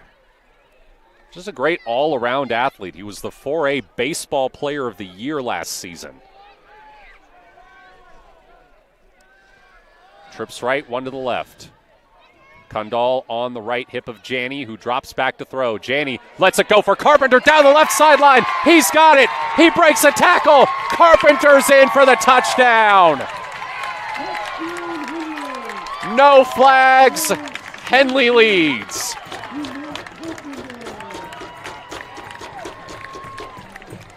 You know, that's one of those things, Matt, when you keep going over there with a short pass, that DB comes up, then you can go by him. And that's what happened right there. Mark got a step or two on his defensive player. Joe threw a perfect pass. He had plenty of time back there. Well-executed play and touchdown. Henley takes the lead. Tobiasen on for the PAT. Good snap, good hold, kick is up, and it is good. Henley takes a 3-point lead for the second time tonight, up 17-14 with 6:31 to go in the first half. That was the 4th touchdown reception of the season for Mark Carpenter. Well, we've seen a flip. Henley has really got it together here these last couple series, both defensively and offensively. And they got 2 quick scores of their own to take the lead. You know, it's hard to blame them, you know, for taking a little time to get really back into this game after, I mean, when you see your teammate hauled off in an ambulance, that's right. Just, you can't even fathom what that does to you mentally. Yep, and of course there's a long delay, and so it's much. I think those situations, they're difficult for everybody, but probably much more so for that player's teammates rather than the opponents.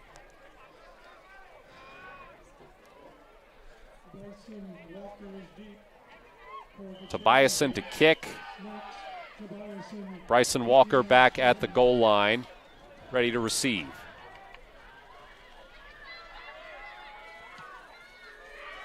It's a good kick for Tobiasen. This is going to be another touchback. Back-to-back touchbacks for Max Tobiasen. And Cascade Christian will begin from their own 20. Things definitely going Henley's way.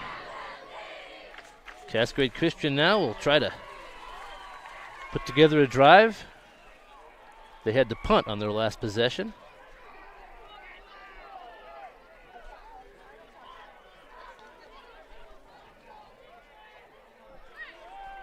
Farmer all alone in the backfield. 4 receivers to the right, 1 to the left. Designed run up the middle. That wasn't Farmer. That was Caleb Scaglione. That's kind of a wildcat-looking thing there. Just snap it right to your running back. He picked up a few on that carry. Looks like a timeout, I believe. Did Henley call that one? I think Cascade Christian did, but I'm not sure. Looks like they pointed that way.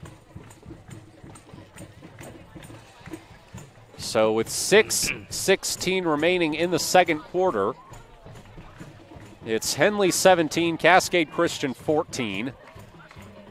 Hornets led 3-0, then they trailed 14-3.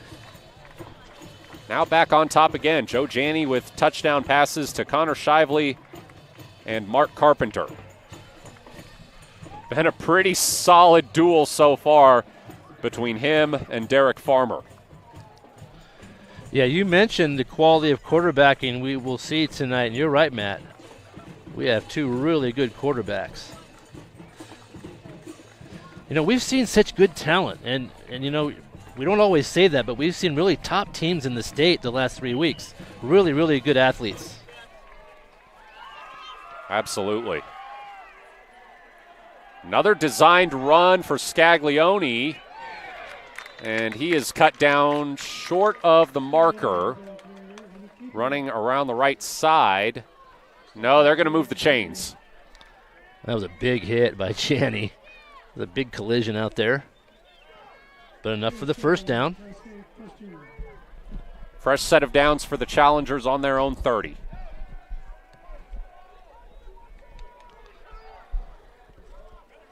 They're still in that Wildcat setup with Scaglione. This time he runs it for a gain of about 2. Yeah, the Challengers weren't successful on their last possession, so they may try to run this series with a Wildcat, try something different. Now Derek Farmer is back in the shotgun with Bryson Walker on his right hip. Trips right, one receiver to the left. Farmer with a quick throw. Almost dropped by Scaglione, but Scaglione is wrestled down, and that is going to be a penalty against the Hornets. Tackle was a little bit high. Yep, that was a high tackle for sure. Made the tackle up around the shoulder pads, helmet area, and that's going to be a penalty. It wasn't quite enough for the first down, but when they mark off the penalty, it will be enough.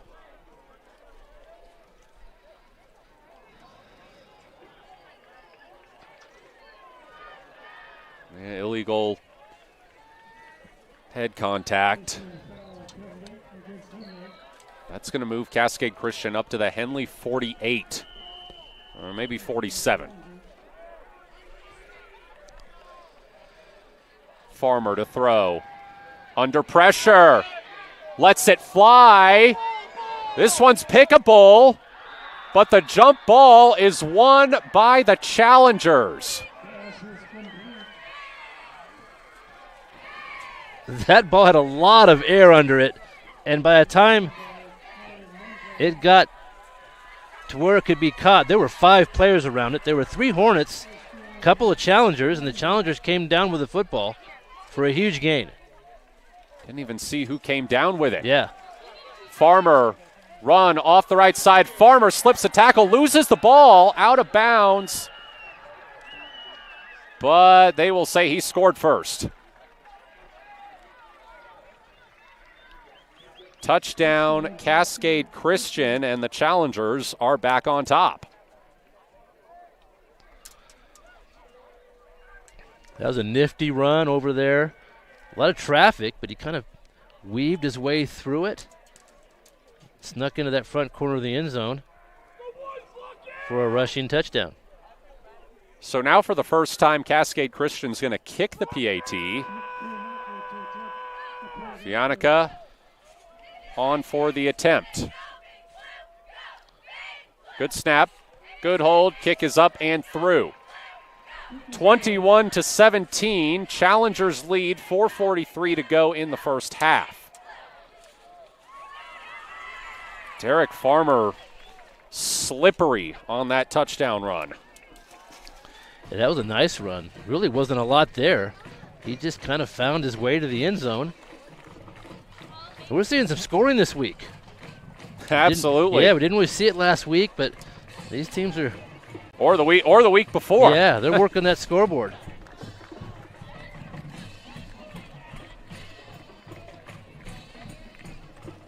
I want to thank Gavin Schroeder for helping us out in the camera.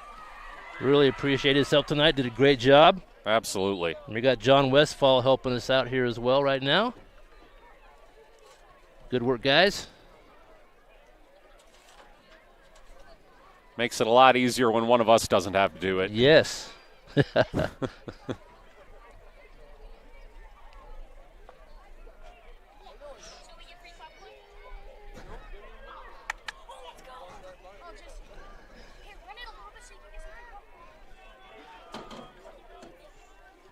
So 4:43 to go. Hornets find themselves trailing again.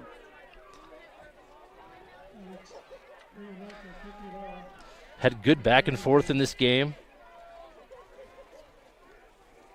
Some good adjustments. Cascade Christian kind of modified their offense a little bit that last time. Kickoff by Fianica is short of the end zone, returned by Shively, and he's brought down at the 25. Matt, all the touchbacks have been to this side of the field. Is it shorter? I don't know. Like you said, there's no wind. There's no wind, so I don't know why all the touchbacks, the ball kicked this way, and this way they're a little short of the end zone. It's kind of an odd thing.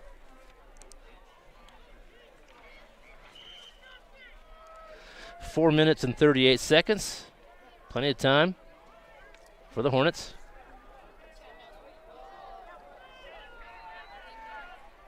Carpenter alone on the right side. 2 receivers out to the left. Trapper Kundal on the left hip of Janney. He gets the handoff, has a hole up the middle. Kundal into the secondary. That'll be a gain of 10 on the first play of the drive. First down, Henley. A lot of room over there for Trapper to run.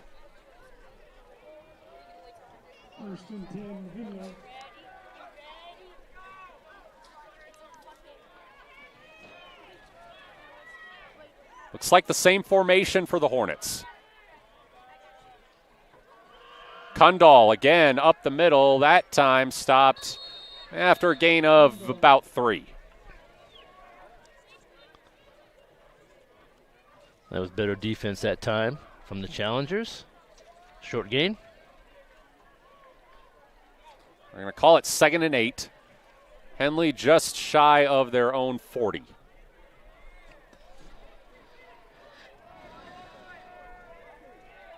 Two receivers on either side.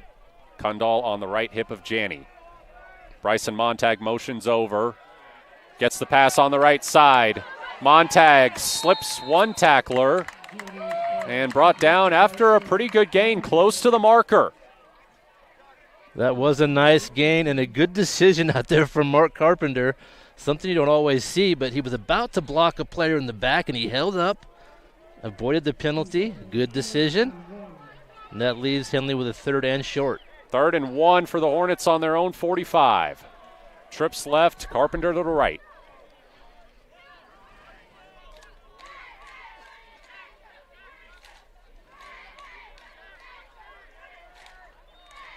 Kundal hops over to the right hip of Janney. Janney up the middle, first down Henley. Right on the 50. Yeah, that play has been working for Henley. Anytime they have 3rd and short, 4th and short, they're just letting Joe keep the football and find his way over that line to gain, and he was successful again. Well, I'll actually put him on the 49. Trips left, Carpenter to the right. Kundal on the left hip of Janney. Janney to throw. Out to Carpenter, and he slides out of bounds a few yards short of the first. He's got a load of catches in this first half. Joe throws a really nice ball when he has time. So really throws the football hard, but right on target. 2nd and 4. Henley now on the Cascade Christian 44. 2:26 to go in the half. Hornets down by 4. Janney back to pass with time. Rolls left. Pressure now coming. Now Janney lets it go, and it's intercepted. Michael Covey, the freshman, coming up with the pick there. You could see where Joe was looking that time. He was trying to slide it down that sideline to Montag, and he thought about it twice. He kind of pumped and looked. It was a tricky angle, and he just couldn't get that ball over that defensive back, and he was able to pick it off.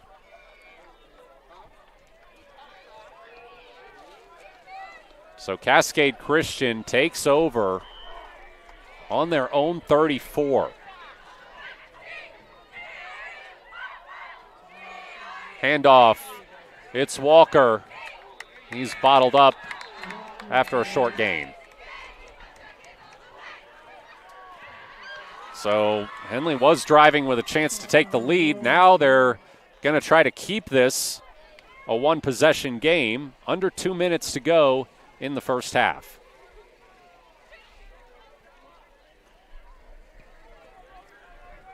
Second and 7 for the challengers. Trips left, one to the right. Farmer pressured immediately, able to dump it off to Walker. Walker breaks the tackle and gets spun around and thrown down by Carpenter for a loss. That was a little screen pass, and Kern saw it coming. He got there first, couldn't quite bring down the runner, and Carpenter showed up with help, and he had no problem with the tackle. Good strong tackle from Mark, and that puts Cascade Christian in a 3rd and long with 1:25 left to play here in the first half. Well, 3rd and 9, they'll call it, from about the 34-yard line. Matt Green calls a timeout for Henley. Trying to plan for what the challengers might do here. If they can force a punt, they'll have some time to try to make a quick drive down the field. Yeah, they might be able to get some points here if they can get a stop. I'm sure that's what they're talking about.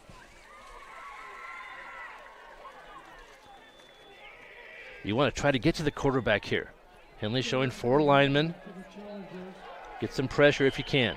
Trips right, 1 to the left. Farmer to throw. Pressure coming. Gets it off to Walker. Walker with space along the left side. He is tackled short of the marker. That was a good open field tackle. Shively over there. Able to stop him short of the first down. Tackled out of bounds, too, so that stops the clock. Well, now they're running it. Challengers going for it. 4th and 2. Farmer maybe just trying to get Henley to jump.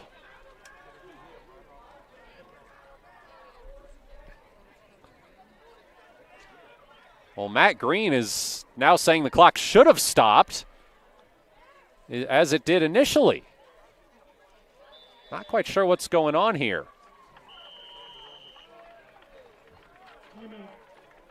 And Cascade Christian calls a timeout. Well, the official on the far side stopped the clock, and then they kind of changed. That's Coach Green's waving his arms there. The official on the far side marked to have the clock stopped, but then they kind of changed their mind. Another official said, no, he's still in. Then they ran the clock. So Coach Green not happy at all about that. He's still talking to the officials about it. He's talking to any official that will listen. I think he's hit them all by now. But he's not going to win that argument. So we have 43 seconds left. And Cascade Christian still looking at a 4th and 2. Let's see. After this timeout, do you go for it again? The safe bet here would probably be to kick it away. It's a bit of a risk. If you give it up here, Henley would have time to score, maybe get close enough for a field goal. Well, they're going for it again. Going. Yep, they're going. Same formation, 2 receivers on either side. Low snap. Farmer up the middle. Farmer has the first down. The gamble pays off for the challengers. They can just run out the half if they choose. Just enough for the first. On the 45. Farmer back to throw. Pressure coming. Deep ball. Broken up. But a flag comes in. Joe Janney in coverage there on Scaglione. And that was a late flag. If you're watching on the stream, you saw that. Joe had to play catch up, and he had his head turned, and he had the ball knocked away with one hand. Looked really good here. Looked like good defense from here.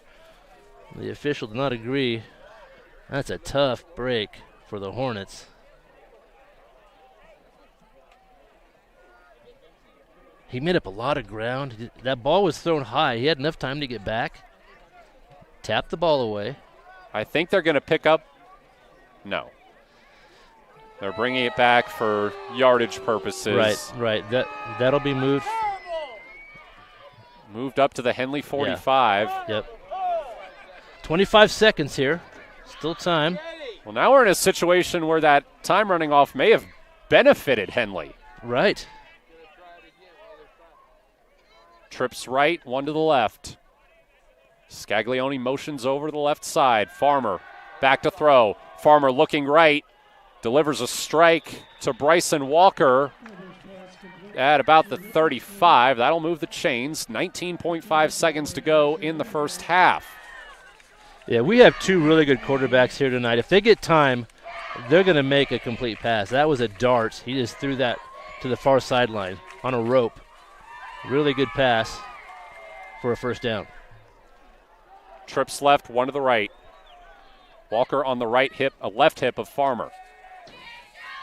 Farmer under pressure, over the middle, tipped, intercepted. Joe Janney comes through. And Henley takes over at their own 30-yard line with 13.3 seconds to go. That pass was thrown right in the seam in the middle of the field, and Joe timed it just right, made the hit, the ball popped up, and right into his hands. I guess that's one way to make up for an untimely interception if you're a quarterback. Yeah. Go get it back on defense. Yeah, he really shows his skill playing that safety spot back there. He's very good at defending passes. A good break for Henley. He was thrown in there last year in the state championship game on an emergency basis. Had 2 interceptions and a pick 6 against the top passing offense in 4A that year. This was his first of the season. Now he'll make a quick throw out to Mark Carpenter on the right side. Carpenter up to the 40. He steps out, and that is enough for a first down, so they'll leave 8.8 seconds. Henley on their own 40. You think maybe a quick throw here, pick up about 15 or 20, then take a shot at the end zone. 2 receivers on either side. Kundal on the right hip of Janney. Janney the throw. Steps up in the pocket. Goes deep over the middle, looking for Carpenter, but just over his outstretched hand. 2.8 seconds. And now it's just going to have to be a Hail Mary. Cascade Christian had that pretty well covered. There were 3 DBs in the vicinity. And Janney did a good job of stepping up in the pocket. He bought a little more time, had a chance at that one, just a little long. And they'll get one more play here before half.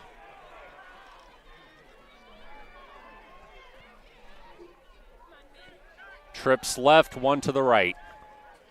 Janney, designed run. He's going to take it up the middle, dodging defenders as the horn sounds. And now finally they wrestle him down. I'll tell you what, that is a type of play that has resulted in long touchdown runs for Henley, and did so a couple times last season. Not that time, though. Cascade Christian 21, Henley 17 at halftime. Matt Bowling here alongside Kevin Petrik. We'll take a break and try to unpack everything that happened in the last hour and 45 minutes in our halftime show. You're watching Henley football on 104.3 and 960.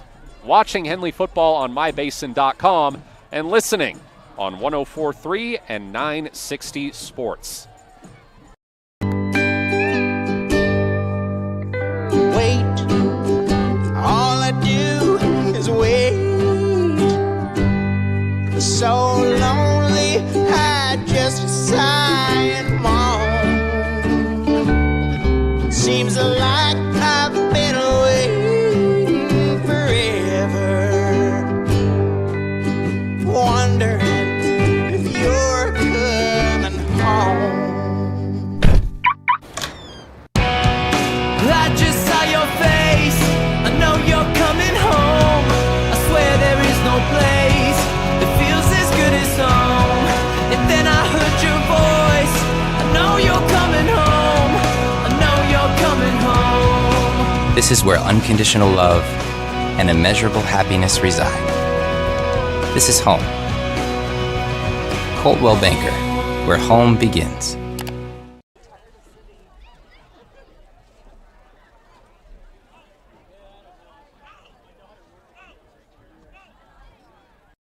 What rhymes with great?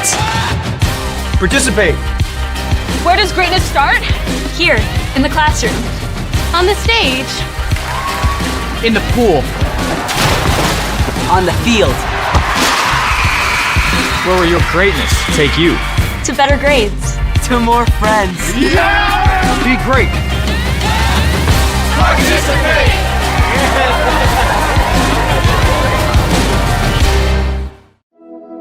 Threads. There are many threads that run through our region. There are churches and schools and little league teams that bring us together and bind us into communities. There are roads and cars. There are houses and jobs and businesses, all woven together to make the fabric of our communities. There are financial threads that are part of that tapestry as well. For over 80 years, it's been our pleasure to be headquartered here, providing financial services to generations of our friends and neighbors. From that first savings account, to retirement planning, and all of the cars and houses and groceries in between, we keep your money local, investing it back into our communities, adding more threads to the fabric to make our communities stronger. Pacific Crest Federal Credit Union. Find your path.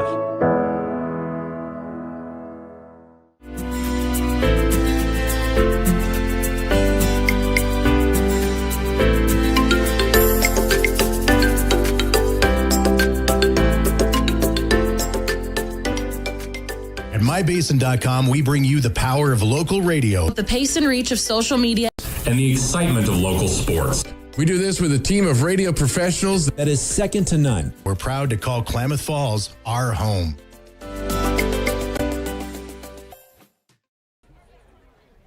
Thanks to Les Schwab Tires, I'm a confident backseat driver, but Mom's a little stressed about spending. Remember, deep breaths and watch your speed. Even though we're watching our wallets, Les Schwab is still watching out for our safety. So turn here. Roll into summer. Save up to $200 instantly on a wide selection of tires and wheels. Les Schwab Tires, doing the right thing since 1952.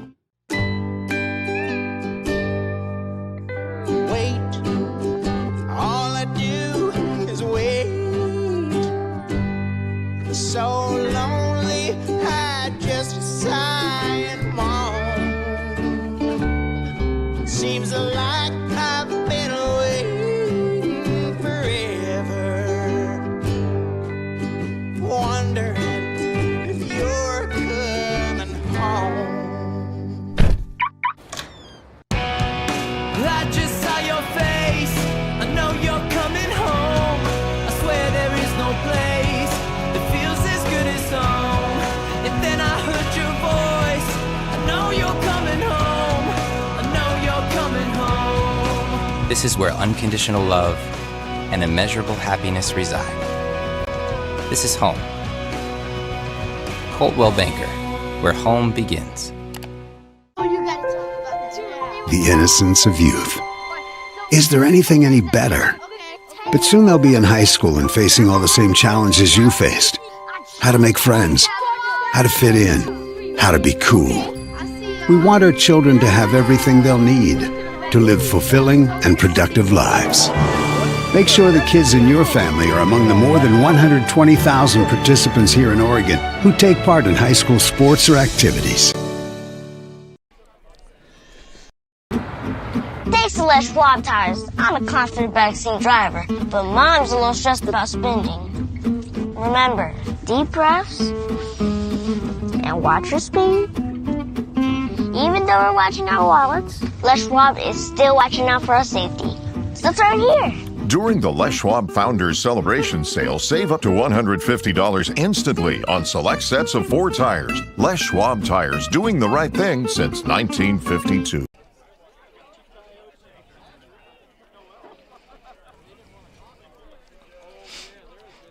Cascade Christian 21, Henley 17 at halftime here at Hill O'Brien Field. Matt Bowling with you alongside Kevin Petrik. The reason that we are only just now getting to halftime, there was a lengthy delay after about the first 3 minutes of the game. Jeremiah Brunick of Henley went down with a very serious injury, had to be taken away in an ambulance. Hard to watch for everybody, but both teams able to get back into the game and have made it quite an interesting game so far. Yeah, we've seen some really good quarterback play. You know, whenever either team needs to get a first down, 3rd and short, 4th and short, they need a conversion. Both teams are going with their quarterbacks. Janney for Henley and Farmer for Cascade Christian. Coaches are leaning on those guys, and they're playing very well. And then Mark Carpenter, he's had a career day in the first half. He has a lot of catches. They're really getting the ball to him on the outside. If he has room, they're throwing him for the quick pass, and if the DB's playing a little tighter on him, he's going deep. So they really use Mark well also. So we've seen a lot of diversity here, a lot of run, a lot of pass, and going left, going right. It's both coaches kind of mixing it up, and we've got ourselves a close game. That's why the score is where it's at. 21-17. Hornets trail by 4 here at the half. You've got a more detailed rundown of the scoring. You want to go through that? Sure. The scoring started with a field goal. Henley got on the board. Max Tobiasen with a 22-yard field goal. Henley leads 3-0 in the first quarter. But quickly, Cascade Christian responds with a 72-yard run from their quarterback. Farmer scores 6-3. Cascade Christian scores again. 33-yard touchdown pass from Farmer to Scaglione. 2-point conversion's good, and at that point, at the end of the first quarter, Cascade Christian with a 14-3 lead. Hornets start the scoring in the second quarter. 10-yard pass, Joe Janney to Connor Shively. They close the gap to 14-10. Then Henley scores again. 55-yard touchdown pass from Janney to Mark Carpenter. Henley takes the lead 17-14. And then with 4:43 left to play in the half, Farmer with an 11-yard touchdown run for Cascade Christian. And that's where we are now. The Challengers lead 21-17. And it was just like we talked about in the pregame, Cascade Christian using those big plays to help them put points on the board. Henley going to have to make some halftime adjustments, keep them bottled up a bit. Yeah, we saw those big plays early. I feel like Henley did some good work making some adjustments. We really didn't see the big play as much as we did early in the game. So Cascade Christian, that seems to be what they do. They'll kind of lull you to sleep, and then they'll go deep, and they'll get something big in a hurry, and that's how they started the game. But it's kind of evened out a little bit as the game has progressed, and both teams now they look pretty even as we go into the third quarter. I mean, we mentioned what a challenging non-league schedule this was for Henley these first 4 weeks. I mean, you open with Lakeview, who's, yes, 3A, but a 3A quarterfinalist last season. Then on the road to Marist Catholic for a state championship rematch. Then on the road to Summit, who made the 5A semifinals last season. Now back here at home against the back-to-back defending 3A champions. Not only is this a tough matchup for the players, but Matt Green, first-year head coach for Henley, has had to go up against some pretty loaded coaching staffs. I mean, we talked about last week, Summit, their longtime head coach with a couple former NFLers on the staff. Now you look at Cascade Christian. John Getman in his 15th season. He's got a career record of 137-30 with the Challengers. He was the 2022-23 National Christian School Athletic Association Football Coach of the Year. That's a national organization with more than 450 member schools. As I alluded to earlier, he's had a number of players go on to play college football, including Dante Olson, 2019 FCS Defensive Player of the Year at Montana, went on to spend a little bit of time on the Philadelphia Eagles practice squad. He may have another in that long line of college players with Derek Farmer, because my goodness, has he made some plays tonight. Yeah, he's a very good player. And You're talking about top 5 programs. The last 3 weeks, Henley's played top 5 teams with coaching staffs that they know what they're doing. They know how to watch video. They know how to scheme, and they've got good talent. So that's what we're seeing. Henley's also a top 5 program, so they've been able to compete in each of these games, and they've done very well to get to themselves a 2-1 start. We mentioned a couple scores earlier. Klamath Union was up over Sutherland, 21-14 at the half. Mazama was down to Wairika at the half, 21-7.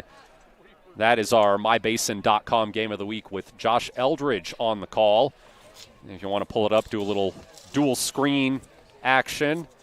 It's also on the radio, 1150 and 92.9 KAGO. Lost River played last night. You were at that game, Kevin, and man, rough way to go out at the end for the Raiders. Yeah, but I tell you, I like close games, exciting games, and that one went right down to the last play. I felt both teams evenly matched. Just one of those things. Both teams had a couple turnovers, couple big plays late, and Colville was able to pick up the win. But wow, it was an exciting game down there at Lost River. Kind of a Thursday night special, and I'm sure they'll bounce back. But yeah, that was a good ball game, and we've had some close ones. We were talking about this season going in, a lot of different changes with Lost River changing classes and a lot of new coaches in the Basin, and it's really we're early in the season, but it's really proven to be a lot of fun. Really interesting season. Henley coming back out onto the field for second half warm-ups. A little spirit tunnel from the student section. It's Hawaiian night. No one told me, Matt, I would have worn my grass skirt. But that's the way it goes, I guess. Yeah. Yep. Next year. Next year. Next week, this is actually the first of a 3-game homestand for the Hornets. They kick off league play against Hidden Valley next week. That is homecoming. And Hidden Valley played Cascade Christian back on September 13th, lost 68-28. So if you want to apply the transitive property, seeing how evenly matched these two teams are tonight, you wouldn't imagine next week would be too difficult for Henley, and frankly, they deserve a break after this non-league schedule. Yeah, they've had a really strong preseason, and yeah, Cascade Christian handled Hidden Valley, so we'll see what they bring next week. But yeah, it's nice to have a 3-game home stretch. A lot of fans tonight. Place is full. That's what you like to see, and good weather. It's just right. After that, it'll be North Bend on October 11th to close out that homestand. North Bend was who Henley played in their regular season finale last year. Bit closer than a lot of people might have expected it to be. Although Henley was coming off that big win over Mazama to secure the league championship. So maybe a little bit of a big win hangover for the Hornets. I don't imagine that'll be a problem this year. Yeah, you never know. Since those coast teams entered the league, you never know what you're going to get from them. There are good programs over there, and they're always going to be a tough out. So North Bend and Marshfield both, since they've been added to this league, yeah, they're tough programs, and we'll see them in a few weeks. All right, one more break, and then we will be bringing you second half coverage. They've put about 3 minutes back on the clock for warm-ups. Hornets getting stretched out now. Cascade Christian only just coming out from their halftime huddle in the end zone. Challengers with a 21-17 lead over Henley here at Hill O'Brien Field. Matt Bowling here alongside Kevin Petrik. You're listening to Henley Football on 104.3 and 960 Sports and watching on mybasin.com. What rhymes with great? Participate. Where does greatness start? Here, in the classroom. On the stage. In the pool. On the field. Where will your greatness take you? To better grades. To more friends. Yeah! Be great. Participate!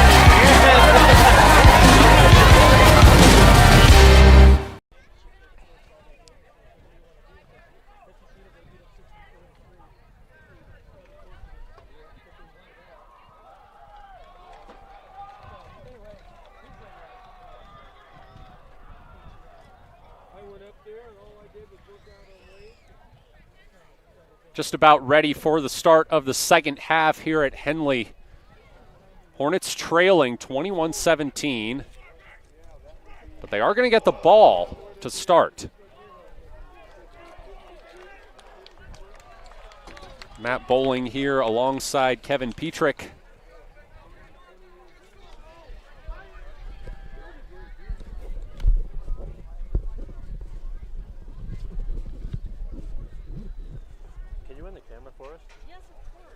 That's awesome. Thank you.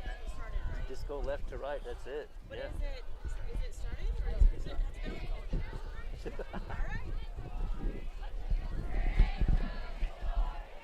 Henley getting huddled up as we're under about 30 seconds on the halftime clock. Hornets student section and cheerleaders trying to get things going with the HORNETS chant.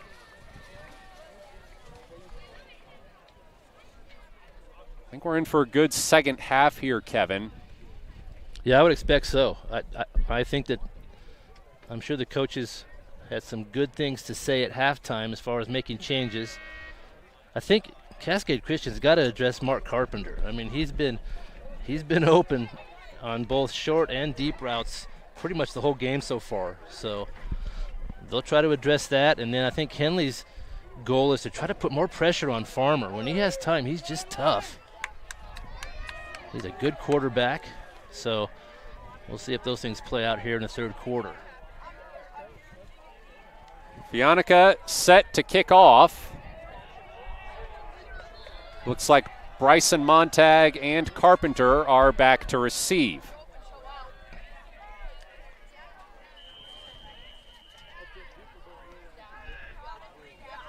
Here we go. Kick is well hit. It will be returned by Carpenter from the goal line up past the 20. He's got a little bit of room. Gets a defender with the hezzy, breaks a tackle, and he's up to the 45. He's still going. The pile moves up to the 50. He is having a whale of a game. He's picked up right where he left off in that first half. Great run. And like you mentioned, Matt, I like how he took his time. He was patient. He kind of waited for the play to develop, found a lot of room, and made his way almost to midfield. Good place to start for Henley, yeah. You're going to mark it at about the 48-yard line.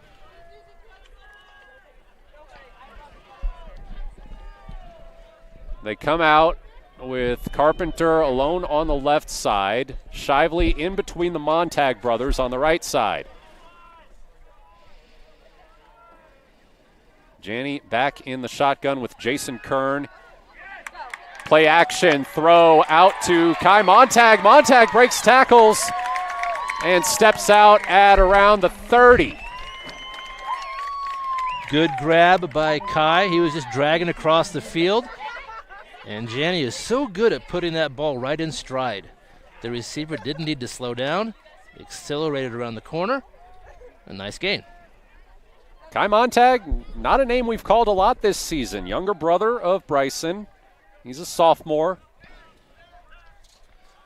Getting his first real varsity action this season. Janney back to throw with time. Flushed left. Throws incomplete.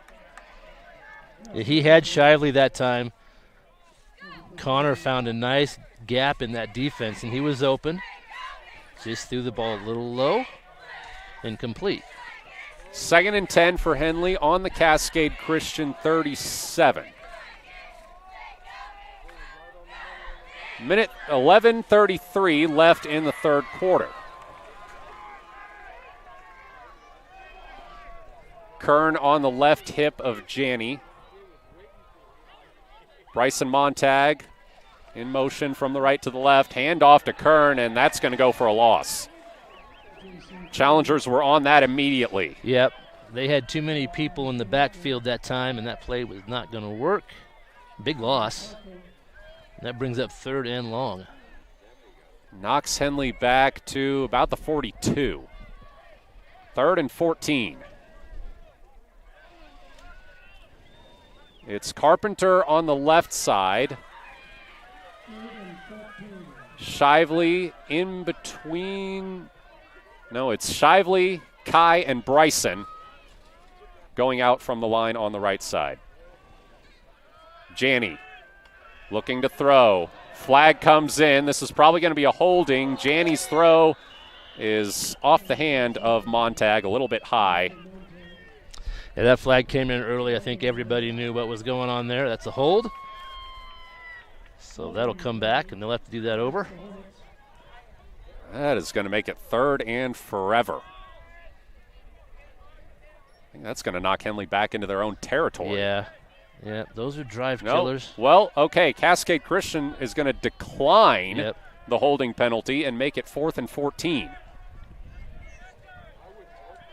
Henley lining up to go for it. This is typically the spot on the field where you do that. On the Cascade Christian 40.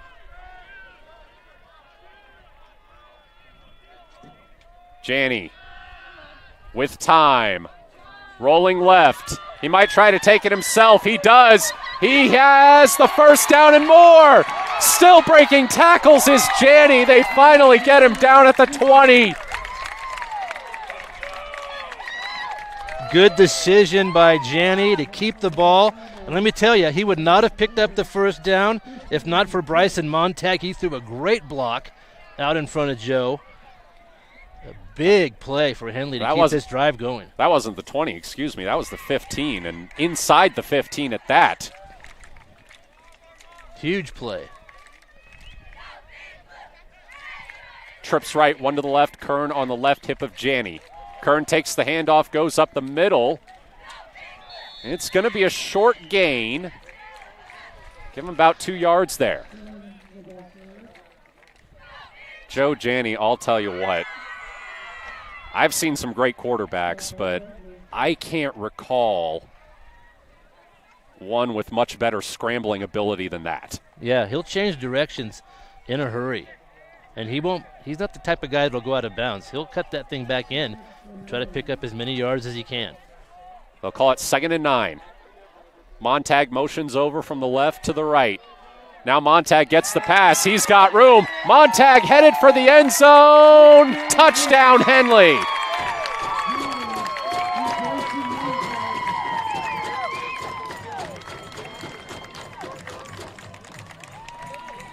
Good route, good throw. And Montag, after throwing a key block a couple plays prior, gets the touchdown there. And takes the lead. That's the second time one of those motion plays has gone for a touchdown. Yeah. The other time it was Shively. Henley up 23-21, PAT pending for Tobiasen.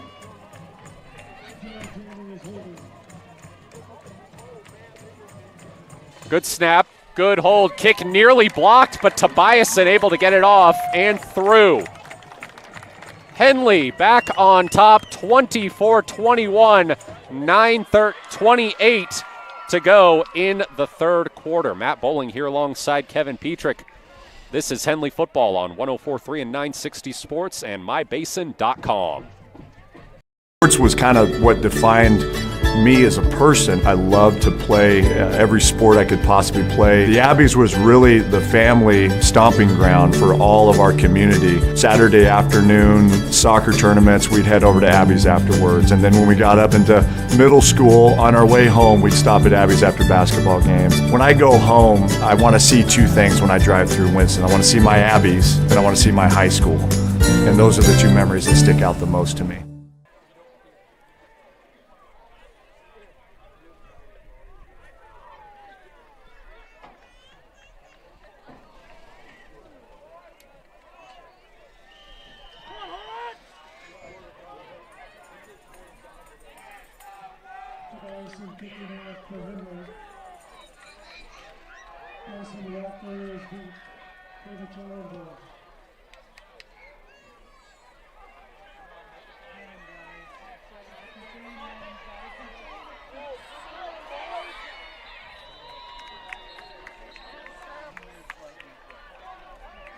Bryson Walker returns the kickoff to about the 45, so good starting position for Cascade Christian. But we just keep going back and forth here, Kevin. Yeah, that was a textbook special teams run back there. They had a nice lane on that far side, plenty of blockers, and a good run back out to the 40. 24-21, Henley leads after our fourth lead change of the game. 9:20 to go in the third quarter. Back to pass is Scaglione, rolling right, looking incomplete. Yeah, Cascade Christian will run this little package. They'll split Farmer out as a receiver, and Scaglione will take the snap. They've done that a few times tonight.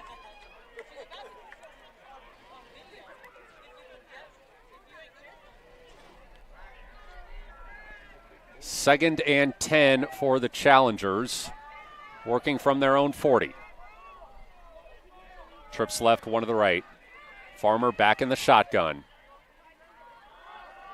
Farmer, play action, run, left side, and knocked out after a gain of 5. That was a good fake. Just one more thing that good quarterbacks do. They're really good at hiding the football. Put that ball in the running back's stomach, pull it out, keep it, go to the outside. Picked up 4 or 5 there. It'll be third down. 3rd and 5 for Cascade Christian on their own 45.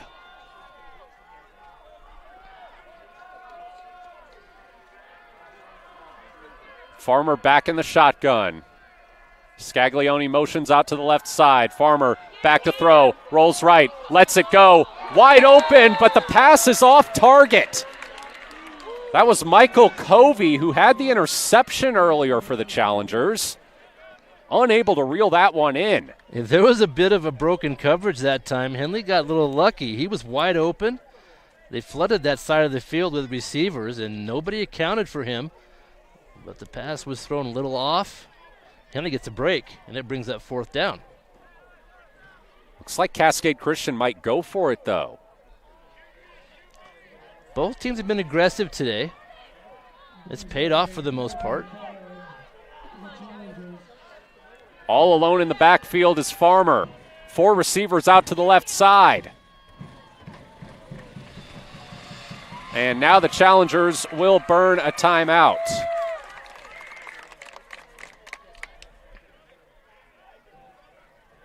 We'll keep it here. Yeah, this is one of those 4th and 5s, Matt, where it's a long 5. So if they were to jump off sides, it wouldn't be a first down. So you probably won't see them try that. They'll probably run a play here. Ball on the Cascade Christian 45. 8:56 to go in the third quarter. Henley leads 24-21. Now, looking at these team spots in the OSAA computer rankings, Henley bumped down to number 6 after that loss at Summit last week. Cascade Christian now at number 10 in the 3A rankings after their loss at Siuslaw Mapleton last week. I think they're going to punt now. It's a low snap. It's a fake. Scaglione unable to get there, or excuse me, that was Fianica. Jason Kern gets big tackles when you need a big tackle, and he was ready for that fake, and he made the tackle. No chance for a first down, and Henley will take over. Excellent defense there from Jason. So Henley gets the ball back in Cascade Christian territory on the Challengers 46. It's hard to make that tackle. It's a one-on-one in the open field, and he did a great job.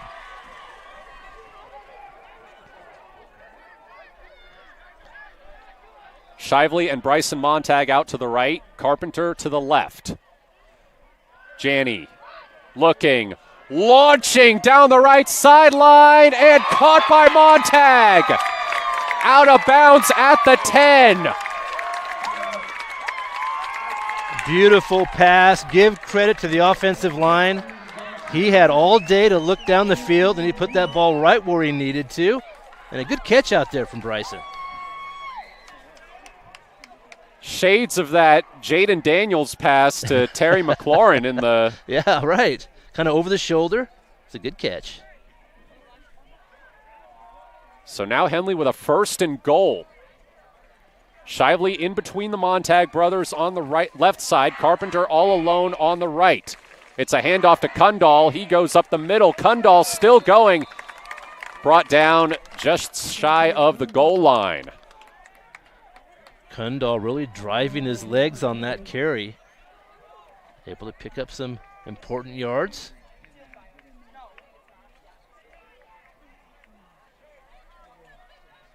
Henley leads by 3 here. 8 minutes left to play in the 3rd quarter. Trying to extend this lead. This would be Henley's first 2-possession lead of the night. Cascade Christian had one at 14-3. Janney back to throw. He's going to try to take it himself as pressure comes. He stays on his feet, finds a hole, and he's in for the touchdown. Joe Janney making magic in the red zone. I don't know how he escaped. He had the pocket collapse around him completely. He had nowhere to go. He just seemed to step through a tackler, and he had wide open field on the far side. A great run. A guy who's 6'1", 185 should not be that elusive. He's very elusive, yes, and very quick. PAT is up and good. Henley 31, Cascade Christian 21. 7:58 to go in the 3rd quarter. Matt Bowling here alongside Kevin Petrik. This is Henley football on 104.3 and 960 Sports and mybasin.com. Introducing Smith Bates Marcom Solutions, your trusted partner in marketing and communication. We specialize in crafting compelling campaigns, eye-catching graphics, and impactful branding materials. Smith Bates is like working with dependable friends. They always help us build our professional image. Through the innovative strategies that the team at Smith Bates suggested, we've been able to give the brand at Calor the boost that it desperately needed. Unlock your potential with Smith Bates Marcom Solutions.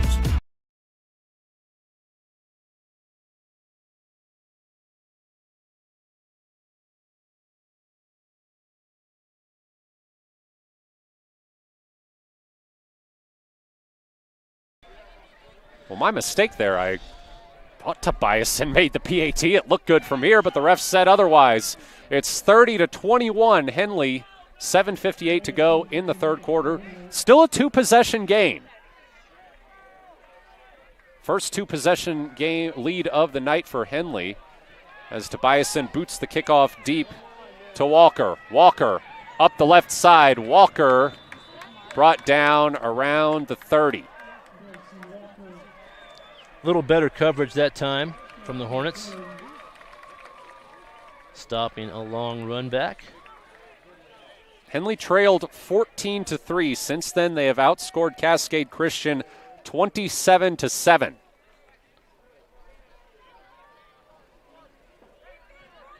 Derek Farmer now trying to get some of that back for the challengers. He's all alone in the backfield. 4 receivers out to his right. It's a quick throw over the head of Bryson Walker. It was supposed to be a little receiver screen, looked like, but too high for Bryson Walker. That one just slipped through his hands. Yeah, there were 4 receivers on the near side. The idea just throw to the one and have the other 3 block. Didn't quite work out that time. Now 2 receivers on either side. Walker on the right hip of Farmer. 2nd and 10. Challengers working from their own 30-yard line. Farmer, another quick throw out to the left side. This time it's caught by Briley Richardson. Shakes a tackle and advances close to the marker. They're going to give him the first down. Yeah, Henley had a shot to make the tackle earlier in that play, but he picked up enough for the first down. Come on, guys. Let's go. Get the ball back. 2 receivers on either side. Walker on the left hip of Farmer. Motion. It's a sweep for Scaglione. Scaglione spins out of a tackle, goes backwards though, and it's going to end up being a gain of about 2. That was good pursuit that time from Henley because he did. He spun out of the first couple of tackles, and he had some room on the outside, but Henley got there in a hurry with help. Short gain. 2nd and 8.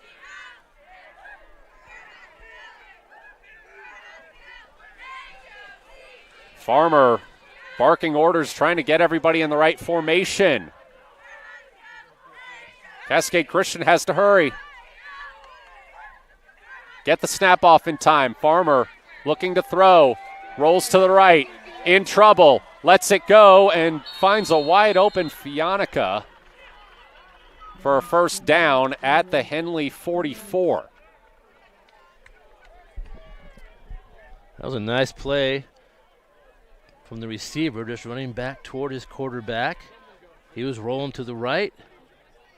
Made a nice little throw. Another first down.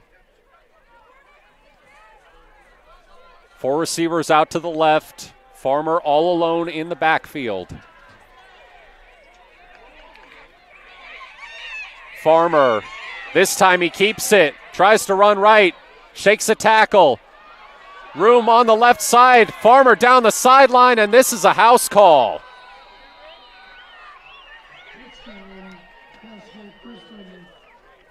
Cascade Christian back within 3. PAT pending. Derek Farmer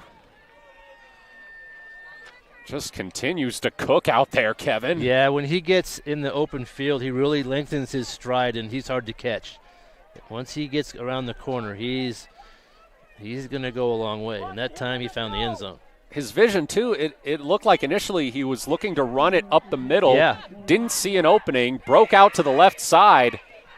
Found space along the sideline. Henley almost blocked the PAT, but it finds its way through for the challengers. So it's a 2-point game. 30-28 lead for the Hornets, 6:23 left in the third quarter.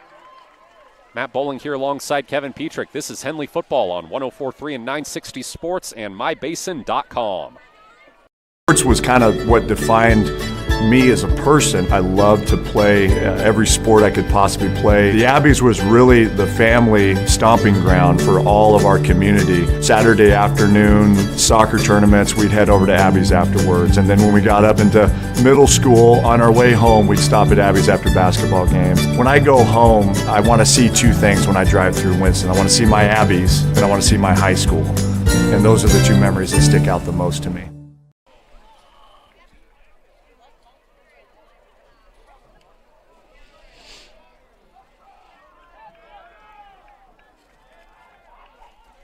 Well, you certainly can't say this matchup hasn't lived up to its billing.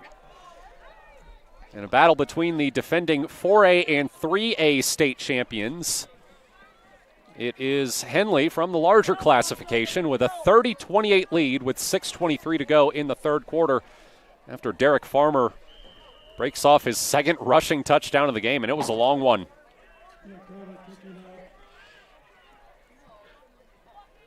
Onside kick. Henley looks like they recover. I don't think it quite went 10 yards, so it probably would have been Hornets' ball either way. Yeah, that was a smart play. Brian Vaughn up there on the line for Henley. He was patient. He didn't hurry because that ball did not go 10. It almost did. It went 9.5, so it was close. But he made a good decision to wait on the ball, then he fell on it. And so Henley will take possession right at midfield. Hornets trying to get this back to a 2-possession lead. Ball right on the 50-yard line.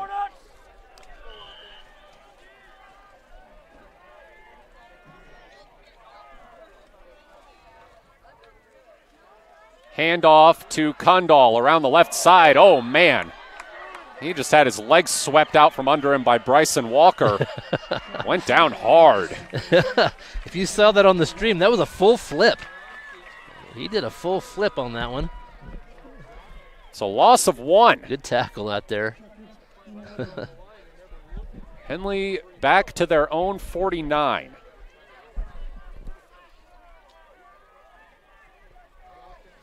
Two receivers on either side. Janney, quick throw to the right. He's got Shively, or rather Bryson Montag. Gets a lot of that yardage back. It's going to be a 3rd and short for the Hornets. Yeah, Janney has found Montag a lot this half. It looked like Cascade Christian, they have addressed Mark Carpenter because he hurt them a lot in the first half. So now Henley using their other weapons. They'll call it 3rd and 3. Two receivers on either side. Kundal on the left hip of Janney as they get the call in from the sideline.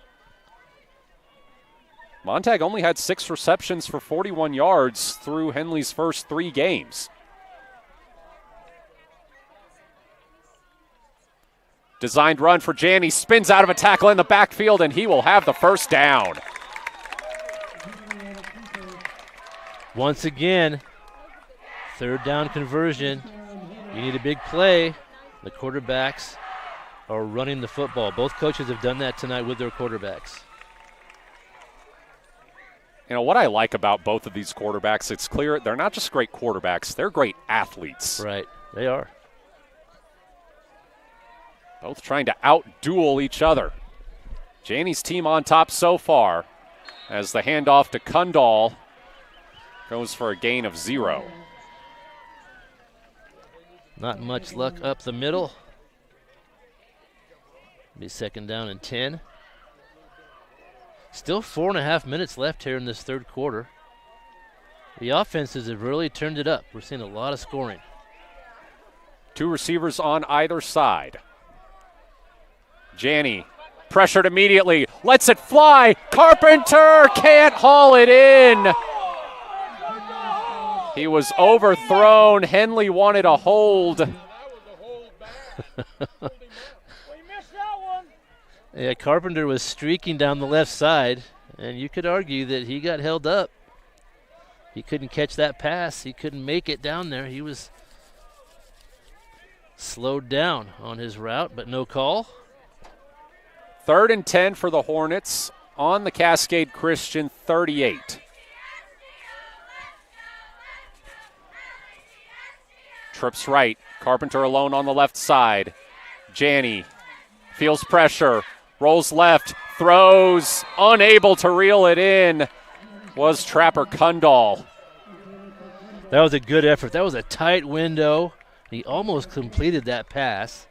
It's one you want to take a chance on 3rd down. It's worth taking that shot. Just couldn't quite complete it. It'll be 4th down.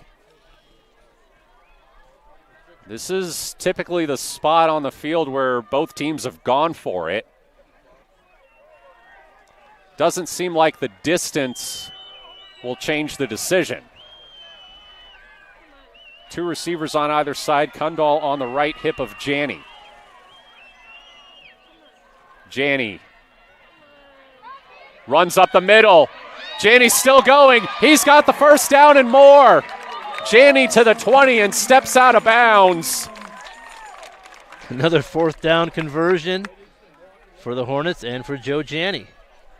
I really appreciate, Matt, you know, coaches have different philosophies, but I really appreciate coaches that are aggressive and creative. You know, if you're gonna lose, you're gonna go out trying, mix it up. And both these coaches, I feel, coach that way. We've seen a lot of 4th down attempts tonight, and it's made the game just a lot of fun to watch. No question. Yeah. So now a 1st and 10 for Henley, just outside the red zone. Janney to throw. Janney launching left side. Bryson Montag, but it's intercepted. Thrown into double coverage, and Briley Richardson comes up with the pick. Yeah, good defensive scheme there. He was helping over the top. He was just playing kind of outfield over there. He had plenty of time to come over and make that interception, so Good play by Richardson for the Challengers. Second interception of the game for Janney. And now Cascade Christian with a chance to reclaim the lead. 3:46 to go in the third quarter. Challengers trailing 30-28. Farmer, quick throw out to the left side. Almost running into his own man, but able to bounce off for the first down was Bryson Walker. Walker almost went to a knee. I thought maybe he did when he caught that, but he made a nice play to stay upright and move down the field for a first down.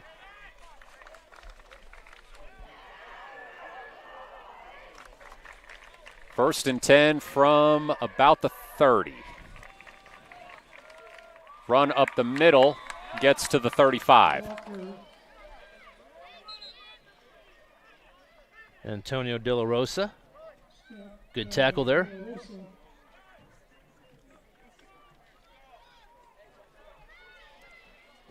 It's a pretty good pickup on first down, though. They'll get 4 or 5 there. 2nd and 5. Tight formation. Scaglione motions out to the left. Farmer pressured immediately. Rolls right.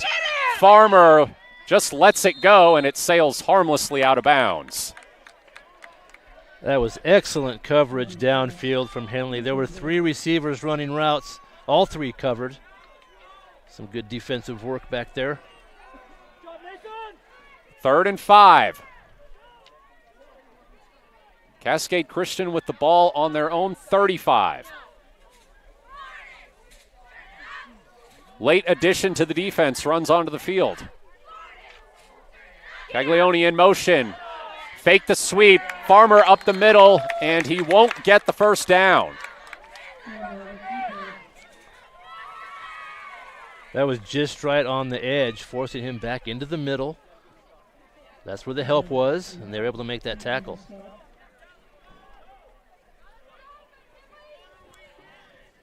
Cascade Christian keeping the offense on the field. 4th and about 3. 4 receivers out to the right. Farmer alone in the backfield.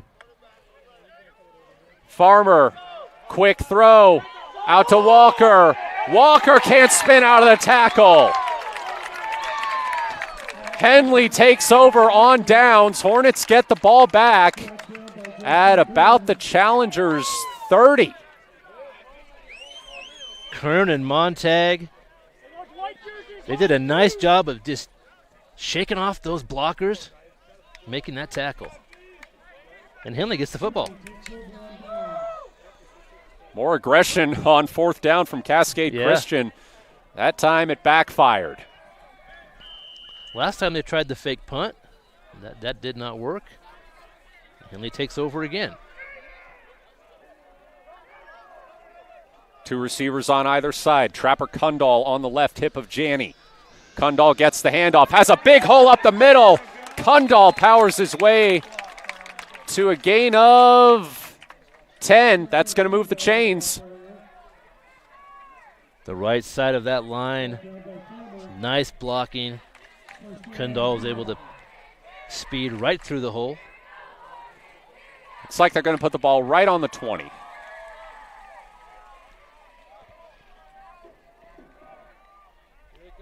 Two receivers on either side. Quick throw out to Kai Montag, and that's going to be a gain of about 5 or 6. It's a good pass. That's a hard pass to make. It looks easy, but it's not. The receiver's running away from the quarterback, and he has to get it on that outside shoulder. Hit him in stride. Good pass. Carpenter and Shively on the left. Montag brothers on the right. Kundal on the left hip of Janney. 2nd and 5. Kai Montag comes in motion. Handoff to Kundal. Kundal plunges through the line, and he should have the first down. They may mark him a bit short.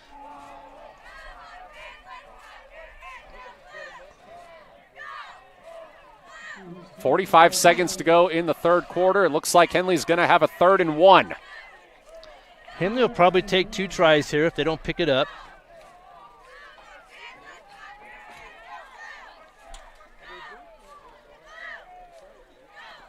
Two receivers on either side. Designed run for Janney. Janney, left side, down inside the 5. It's going to be 1st and goal, Henley. I would imagine they'll just let the clock run out here and send it to the 4th quarter. That's been working all night, so why would you go away from it? It just keeps working. Janney picks up another 3rd down conversion. That's 1st and goal for Henley. Henley 30, Cascade Christian 28. As we head to the 4th quarter, Hornets knocking on the door with a 1st and goal at the 5. Matt Bowling here alongside Kevin Petrik. This is Henley football on 104.3 and 960 Sports and mybasin.com. Thanks to Les Schwab tires, I'm a confident backseat driver, but Mom's a little stressed about spending. Remember, deep breaths and watch your speed. Even though we're watching our wallets, Les Schwab is still watching out for our safety. So turn here. During the Les Schwab Founders Celebration Sale, save up to $150 instantly on select sets of 4 tires. Les Schwab tires, doing the right thing since 1952. Henley starts the 4th quarter with a 1st and goal from the 5, up 30-28. I really like what I'm seeing as far as balance, Matt. Henley's offense and defense, they're both kind of getting in rhythm now. Defense playing very well, getting big stops. Offense moving the football, scoring. That's what you want to see as you hit into league next week. Try to get both sides of the ball working. They look very good here tonight. From the 5, Montag brothers on the right side. Carpenter alone on the left. Trapper Kundal on the left hip of Janney. Janney designed run up the middle. Just short of the goal line. Gained a little bit in there. I'm going to spot that at about the 2. The challengers are ready for that one. They had the middle pretty well covered. Looks like the same formation for the Hornets.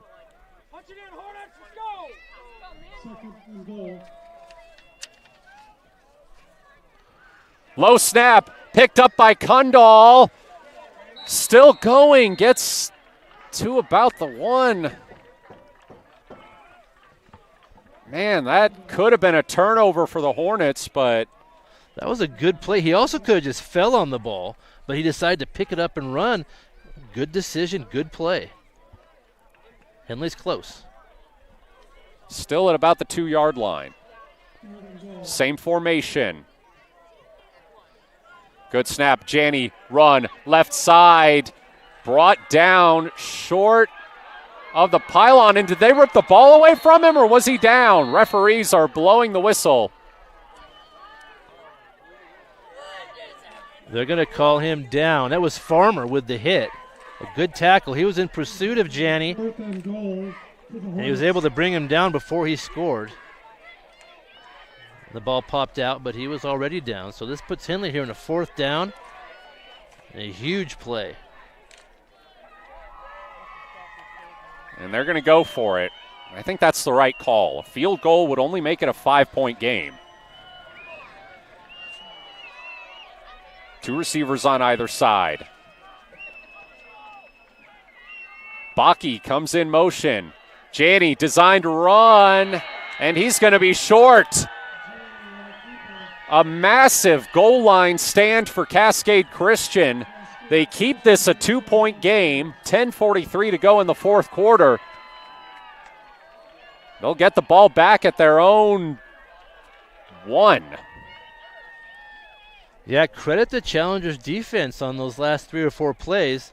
They forced Janney to run inside. They did a nice job containing the outside. And they had help in there to make those tackles, and Henley comes up a little short. Farmer to take the snap in his own end zone. Trying to run right. Gets out of the end zone, but doesn't gain very much.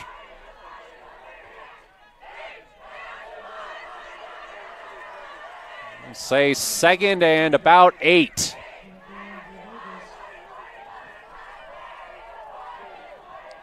Two receivers on either side.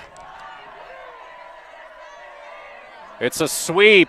Scaglione has... No, he has the first down. Janney with the tackle. But just enough to move the sticks. Two receivers on either side. Another sweep for Scaglione. Scaglione, oh my, he hits the hole and he's almost gone. Janney chasing him down at the 30-yard line. Fortunately, Janney has great speed because Scaglione was gone. He was down the field and he had a good lead, but Joe was able to catch him and save a touchdown. Good hustle, and Cascade's on the ball in a hurry here. Hurry up at the Henley 30. Scaglione again, and that time they get him quickly. Looks like Nolan Sieben with the tackle there. Good tackle. He's a good tackler. No gain there. Nice stop by Nolan.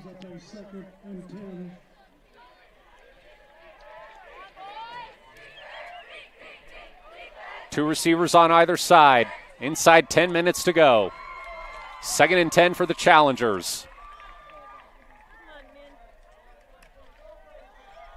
Handoff up the middle to Walker. And that's a gain of about 5 or 6. Montag with the tackle there. Up to the 25. 3rd and 5. Another handoff. And this is going to be short of the first down. The Challengers really picking up the pace. Just another wrinkle for Henley to adjust to. Look like they're going to go for it here. I don't know what Alex Fionica's career-long field goal is, but we've seen him. He's got a good leg. 4th and 3. Farmer, designed run, right side. They don't get him in time. He's got the first down. Yeah, Henley just didn't get the containment that they wanted out there. The Farmer spotted that right away, and he knew he'd be able to pick that one up.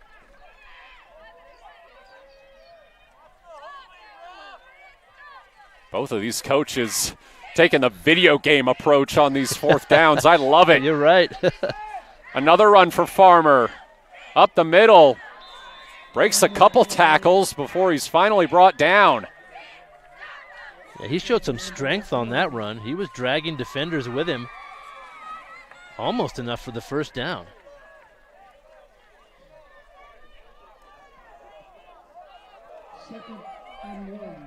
Second and 1. Another run for Farmer. Looks like he's got a block. He cuts in, and he's in for the touchdown.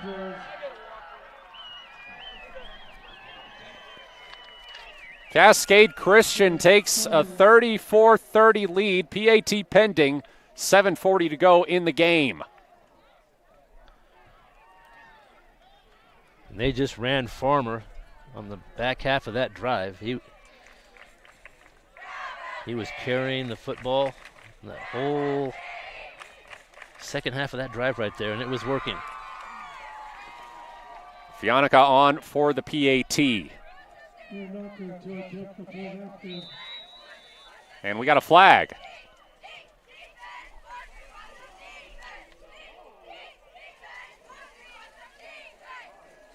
Looks like encroachment on the Hornets.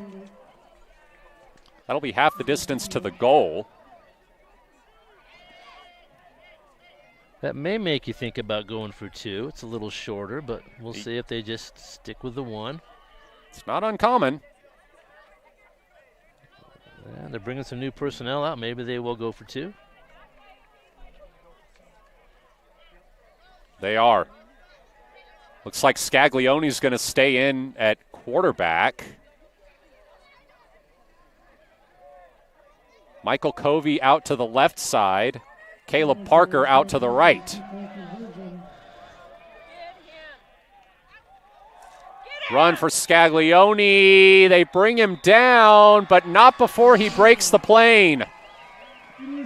The 2-point conversion is good. Cascade Christian now up 36-30, 7:40 to go in the fourth quarter. We'll be right back. Matt Bowling here alongside Kevin Petrik. This is Henley Football on 104.3 and 960 Sports and MyBasin.com. The innocence of youth. Is there anything any better? But soon they'll be in high school and facing all the same challenges you faced. How to make friends, how to fit in, how to be cool.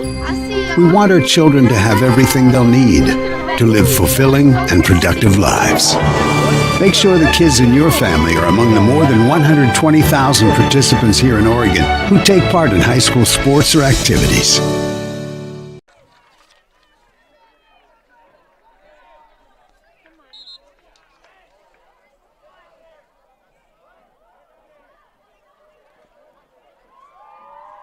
.740 left in this football game. Henley trailing 36-30. Hornets, no stranger to this. This is the third week in a row that they've trailed in the fourth quarter. And that was Farmer's 4th touchdown run of the game. And he's turned into a real threat running the football. We know he can throw it, but he's been an excellent runner tonight with 4 touchdowns. And that puts him at 10 rushing touchdowns on the season through 4 games. Not bad. No, very good. Joe Janney with a chance to answer and potentially give Henley the lead back. Kick short, fielded by Carpenter, but he slips and goes out of bounds at the 10. Oh, man, he could have returned that quite a bit longer. Yeah, he fielded the ball really well. Took it on a bounce, and he was making his way up the field, and his legs just kind of came out from under him. He slipped, and he fell out of bounds. So Henley will start deep in their own territory as a result. Plenty of time for the Hornets. 7:39 left to play in the game. They trail by 6. Henley on about their own 12. Trips left. Carpenter alone on the right side. Jason Kern on the right hip of Janney. Janney to throw with time. Over the middle. Overthrows an open Kai Montag. He gets hit after the ball drops. And that is going to be a flag on Cascade Christian. Good news, bad news there for Henley. That he was wide open, and Janney just missed him, but definitely a late hit after the ball had sailed by. Montag took a pretty good shot, so Henley will get the penalty. Scaglione, the offender there.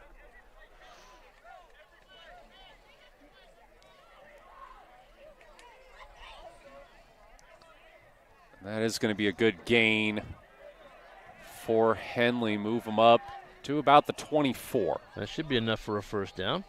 It will be. They haven't moved the chains. They're still trying to get this sorted out. Now they do. And they're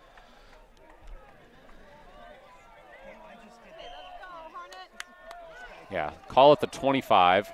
1st and 10, 2 receivers on either side. Kern on the right hip of Janney. Janney to throw. Janney looking left side. He's got Bryson Montag. Montag's got the first down. Montag sheds a tackle, and he's across midfield before stepping out of bounds. Janney gets right back in form. Great pass. Montag's had a great second half. A lot of catches. They'll actually mark him out at the 45. So Henley's still in their own territory. Kern on the right hip of Janney. Two receivers on either side. Designed run, Janney with room. Breaking right. Stiff arms a defender, lowers the shoulder, and gets into Cascade Christian territory. It's a gain of 6.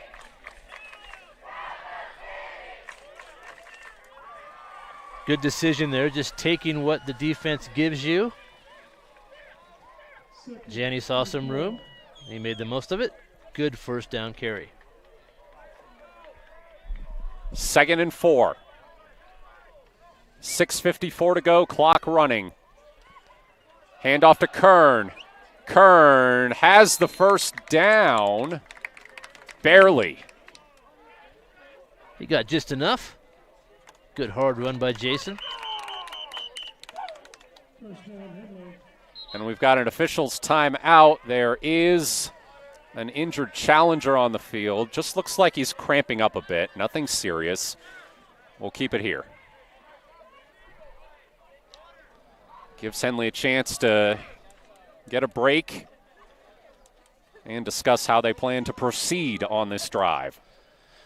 Yeah, we've really seen Henley now. I think that they've shown that they have a number of weapons. You know, the Carpenter was doing his thing in the first half, and then Challengers put the clamps on him a little bit, and then there's Montag. He's having a huge second half. And then you have Shively also in there, of course, Janney. So Henley's starting to develop people kind of seeing their role, and they have a number of good skill players on offense. Fionica was the player with the cramps, so he will have to come off for at least this play. Henley with a 1st and 10 on the Cascade Christian 45, 6:47 to go. Hornets down by 6. Trips left. Carpenter on the right side. Janney back to throw. Now looking for Carpenter, and he reels it in. Out of bounds at the 35. Well, maybe 36. He was just short of the first down. 2nd and 1. Connor Shively in between the Montag brothers on the left side. Carpenter all alone on the right. Janney, designed run on the left side. Flag comes in as Janney goes down inside the 30. This may be coming back.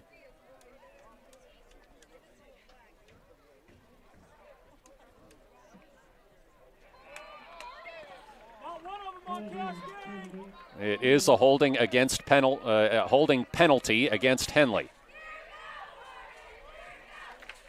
Knocks him back to the Challengers' 45. Yep, that's a tough break for the Hornets, but if you had to have a penalty, that's kind of a good time. It was 2nd and 1, so that just makes it 2nd and 10, basically. So that's reasonable. Henley can pick this up. Looks like the same formation. Janney pressured immediately. It's a screen. He's got Kundal. Kundal's got the first down. Still fighting. Trapper Kundal inside the 35.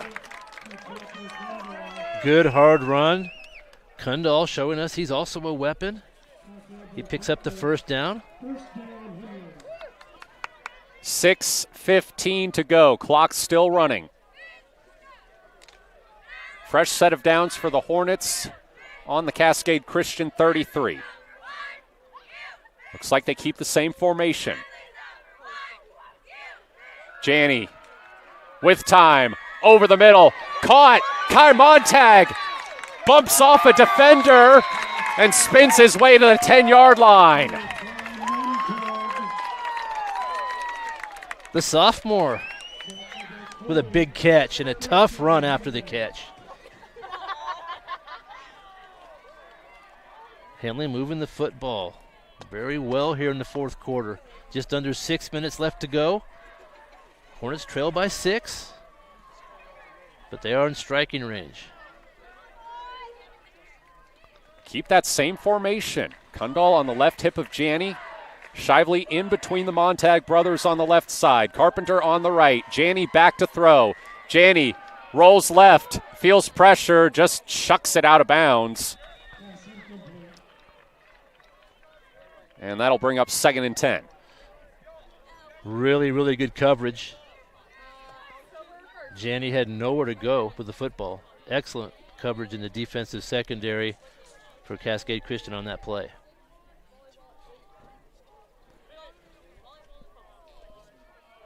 Hornets on the Cascade Christian 11. 2 receivers on either side. It's Shively and Carpenter on the right. Montag brothers on the left. Design run for Janney. Up the middle. Janney still going. And they rule him down inside the 5. That's kind of a quick whistle, do you think? Very quick. It seemed like it was to me too. But still a good gain.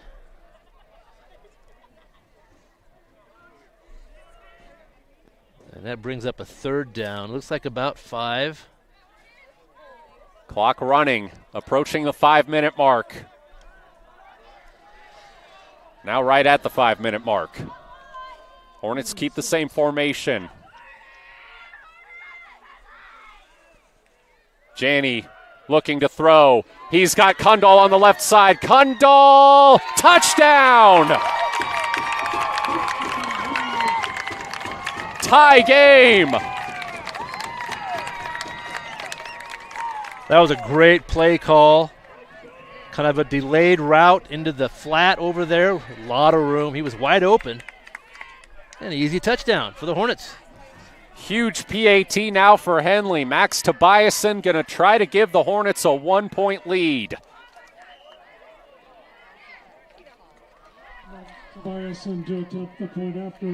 Janney to hold. Good snap. Good hold. Kick is up. And it is good. Henley 37, Cascade Christian 36. 4:47 to go in the fourth quarter. We will keep it here. Henley with a great drive to answer that Cascade Christian touchdown. Got to get a stop here, though. Plenty of time for the challengers. That's Janney's 4th touchdown pass of the night. He's also run for a score. So he's having a big night. A lot of offense tonight. It's kind of fun to see this. A lot of scoring. That's what we thought we were going to get. Cascade Christian's known they can score the football. They know how to do it. So, and of course, Henley does as well. So we've got a barn burner here. Just under 5 minutes left to play.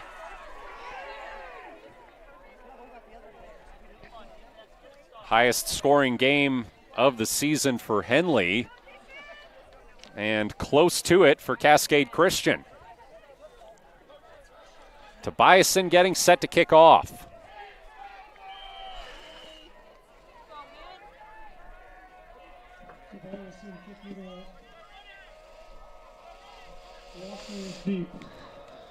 Walker back at the goal line to receive. This is a good kick by Tobiasen. Walker's going to take it with speed. Up the middle. Henley brings him down at about the 22. That was good coverage. Cascade Christian has had some really, really good run backs tonight. And Henley was able to stop them there at a really important time. So good timing from that special teams group.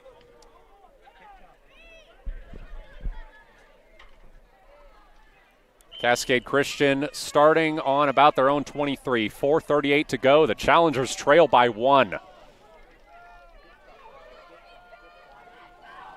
Farmer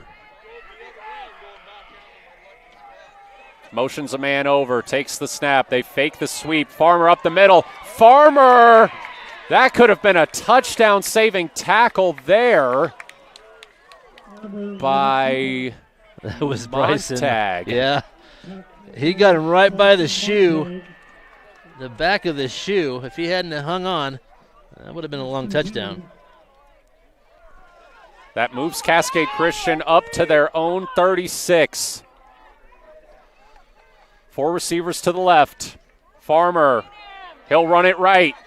Farmer stood up at the line of scrimmage. Antonio De La Rosa, he's had a couple big stops here in the second half. Good tackle there.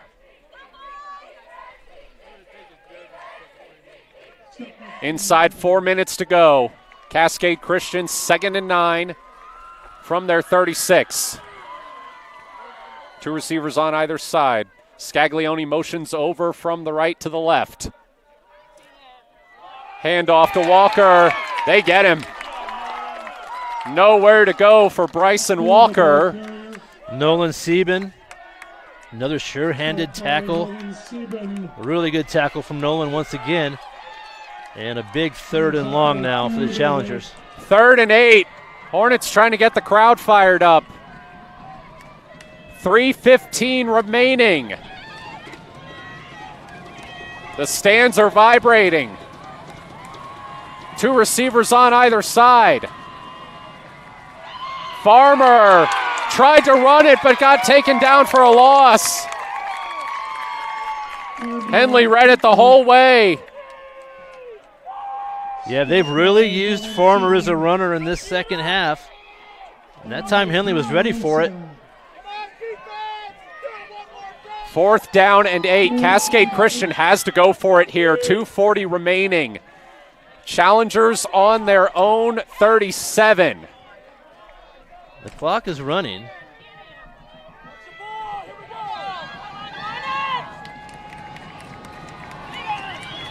Tight formation. Farmer looking for signals from the sideline.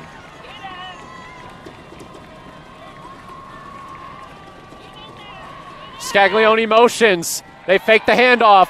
Farmer to throw. Rolling right. Farmer lets it go. It's tipped and incomplete. Henley takes over on downs. 2:08 to go, and the Hornets can see the finish line. Great defense out there. Ronan Wright had to drop into coverage. He's not always out there. He was in the right spot at the right time. Broke up the pass. Well done. That was a big stop for Henley with 2:08 left. Hornets on the Cascade Christian 37.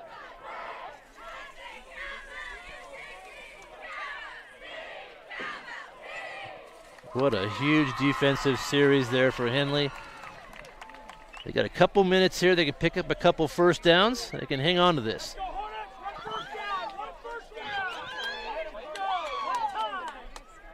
Henley leads by a point, 37-36. Kern on the right hip of Janney. 2 receivers out to the left, 1 to the right.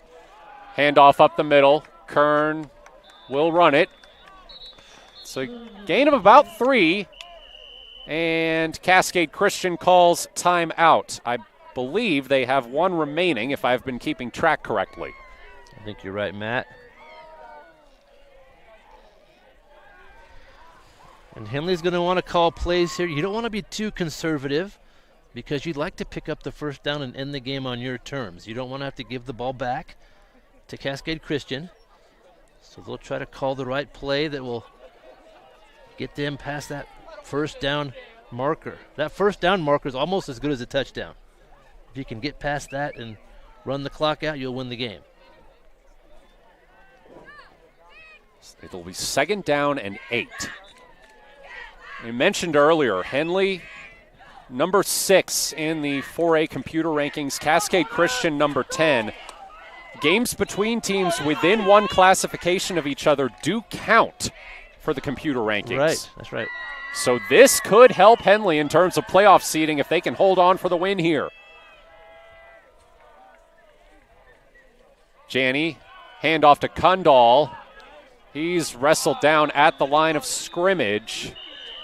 And the Challengers will use what should be their final timeout. 1:55 to go.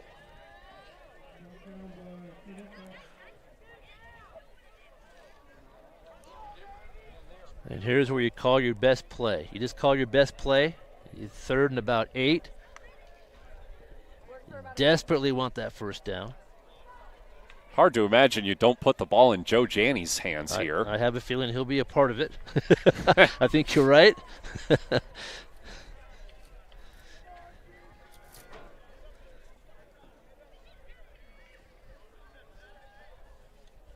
Quick updates from some other scores. Mazama losing 36-6 at the hands of Wairika. Henley comes out 3rd and 8.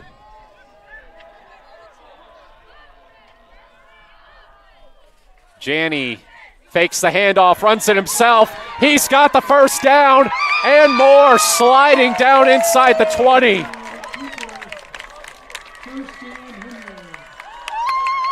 You know, that's just, we've seen that all night, Matt. When you need a big play, Joe Janney just on the keeper. Huge conversion. Wow, what a game. And the Hornets are in victory formation. It will be a 37-36 win in this battle of state champions. What a game. What a game, Kevin.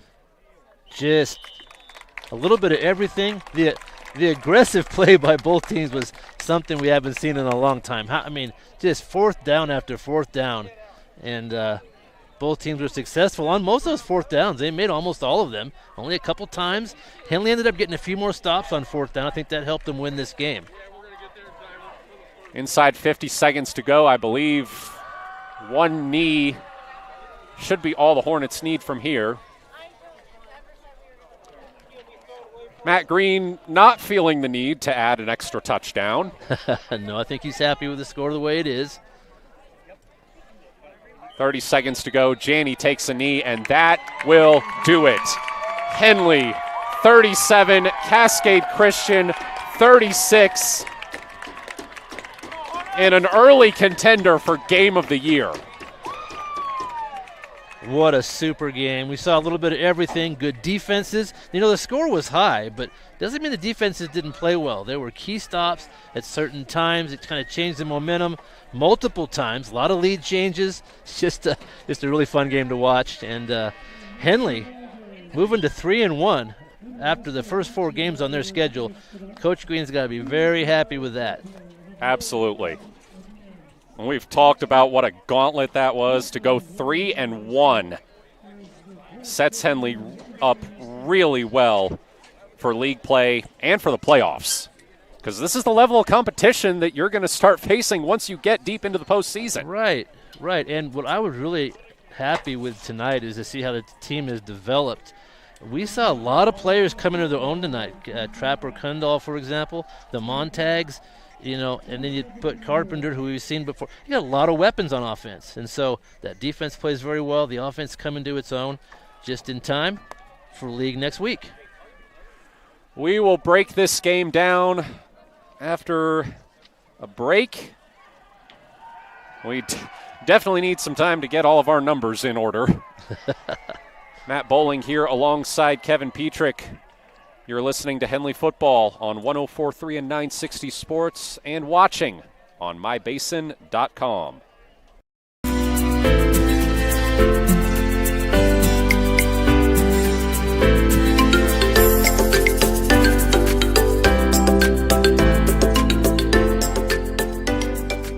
At mybasin.com, we bring you the power of local radio, The pace and reach of social media, and the excitement of local sports. We do this with a team of radio professionals that is second to none. We're proud to call Klamath Falls our home.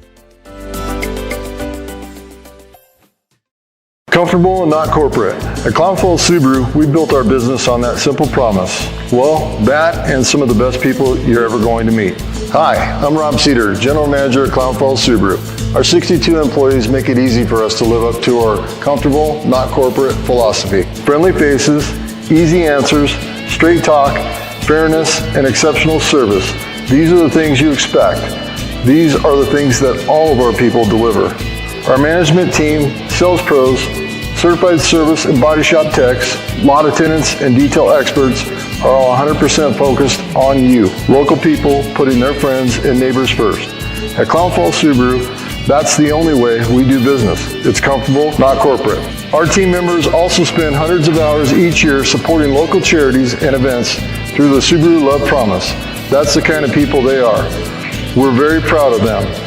They're your friends, they're your neighbors, they're glad to know you, and they want you to be glad to know them too. I'm Rob, and this is what makes us comfortable, not corporate. Sports was kind of what defined me as a person. I loved to play every sport I could possibly play. The Abbeys was really the family stomping ground for all of our community. Saturday afternoon soccer tournaments, we'd head over to Abbeys afterwards. And then when we got up into middle school, on our way home, we'd stop at Abbeys after basketball games. When I go home, I want to see two things when I drive through Winston. I want to see my Abbeys, and I want to see my high school. And those are the two memories that stick out the most. Thanks to Les Schwab tires, I'm a confident backseat driver, but Mom's a little stressed about spending. Remember, deep breaths and watch your speed. Even though we're watching our wallets, Les Schwab is still watching out for our safety. So turn here. During the Les Schwab Founders Celebration Sale, save up to $150 instantly on select sets of 4 tires. Les Schwab tires, doing the right thing since 1952.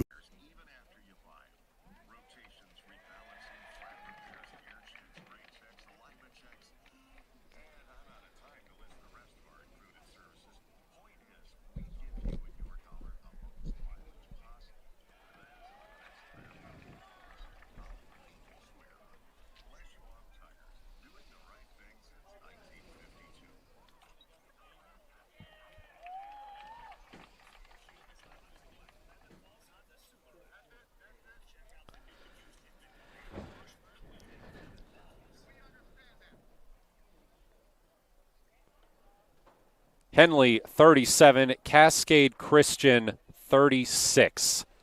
An incredible game here at Hill O'Brien Field tonight. Kevin, I'm going to let you off the hook a little bit. You can only give me the second half scoring summary. Well, since we left off at halftime, Henley trailed 21-17 at halftime, but didn't take them any time to get back on the board at 9:28 in the third quarter. 12-yard touchdown pass. Joe Janney to Bryson Montag. Henley takes the lead 24-21. Then they get another score. Janney with a 6-yard touchdown run. And Henley takes the lead 30-21 in the third quarter. But with 6 minutes left to play in the third, Derek Farmer with a 44-yard touchdown run. Cascade Christian takes the lead back at 30-28. That takes us into the fourth quarter. Farmer with another touchdown run, a 5-yard run. He had 4 rushing touchdowns for the game. Cascade Christian with the lead, 36-30. But Henley gets a big score, 6-yard touchdown pass from Joe Janney to Trapper Kundal. The extra point's good, and that's the difference. And Henley ends up winning 37-36. Janney with 4 passing touchdowns and 1 rushing. And for Farmer? 4 rushing touchdowns, 1 passing. Yeah. I mean, this. Yeah, great we thought this might be a duel, and it was. I kind of got to pull a Shaq here. Derek Farmer, I owe you an apology. I was not familiar with your game. Right. These, these were 2 fantastic quarterbacks. Both of them showed out. And, a game like this, it's almost a shame that one of them had to lose. Yeah, and that's just, it really came down to just a few key stops. As we mentioned, both teams really aggressive offensively, going for it on 4th down, and it just made for a fun game. And Henley, from game 1 to now, I think they've just showed a lot of improvement. A lot of the younger players, that's just what you want. Get those younger kids a lot of playing time, and they really start to excel out there. And I think we saw that tonight for sure. For a game that started with a truly awful scene. Jeremiah Brunick for Henley 3 minutes in, having to be taken away in an ambulance. I know Henley's very happy to have gotten the win for him tonight, and if he was able to watch the rest of this game, I'm sure he's pretty happy with what he saw. Yeah. Henley fans have a lot to be happy about, as we mentioned, being 3-1 at this juncture. They'll have a good ranking, and it's kind of complicated, as we always talk about. But once Summit gets a few wins too, because if you remember, they're 0-3, so Henley dropped a little bit in the rankings. But once they get some wins, and they will, they're a good team. They lost to some good competition. Henley's going to be right there at the end if they can get through their league schedule. I think the future looks good for the Hornets. Definitely, once again, thoughts are with Jeremiah Brunick, hoping for the best for him. But, wherever he is, sure, very happy to see his teammates pull together and get this win tonight. All right, we have one more break to take. When we come back, we'll take a look at what's next for these teams. Don't go away just yet. We've still got a little bit left in our post-game show. Matt Bowling here alongside Kevin Petrik. This is Henley Football on 104.3 and 960 Sports and mybasin.com.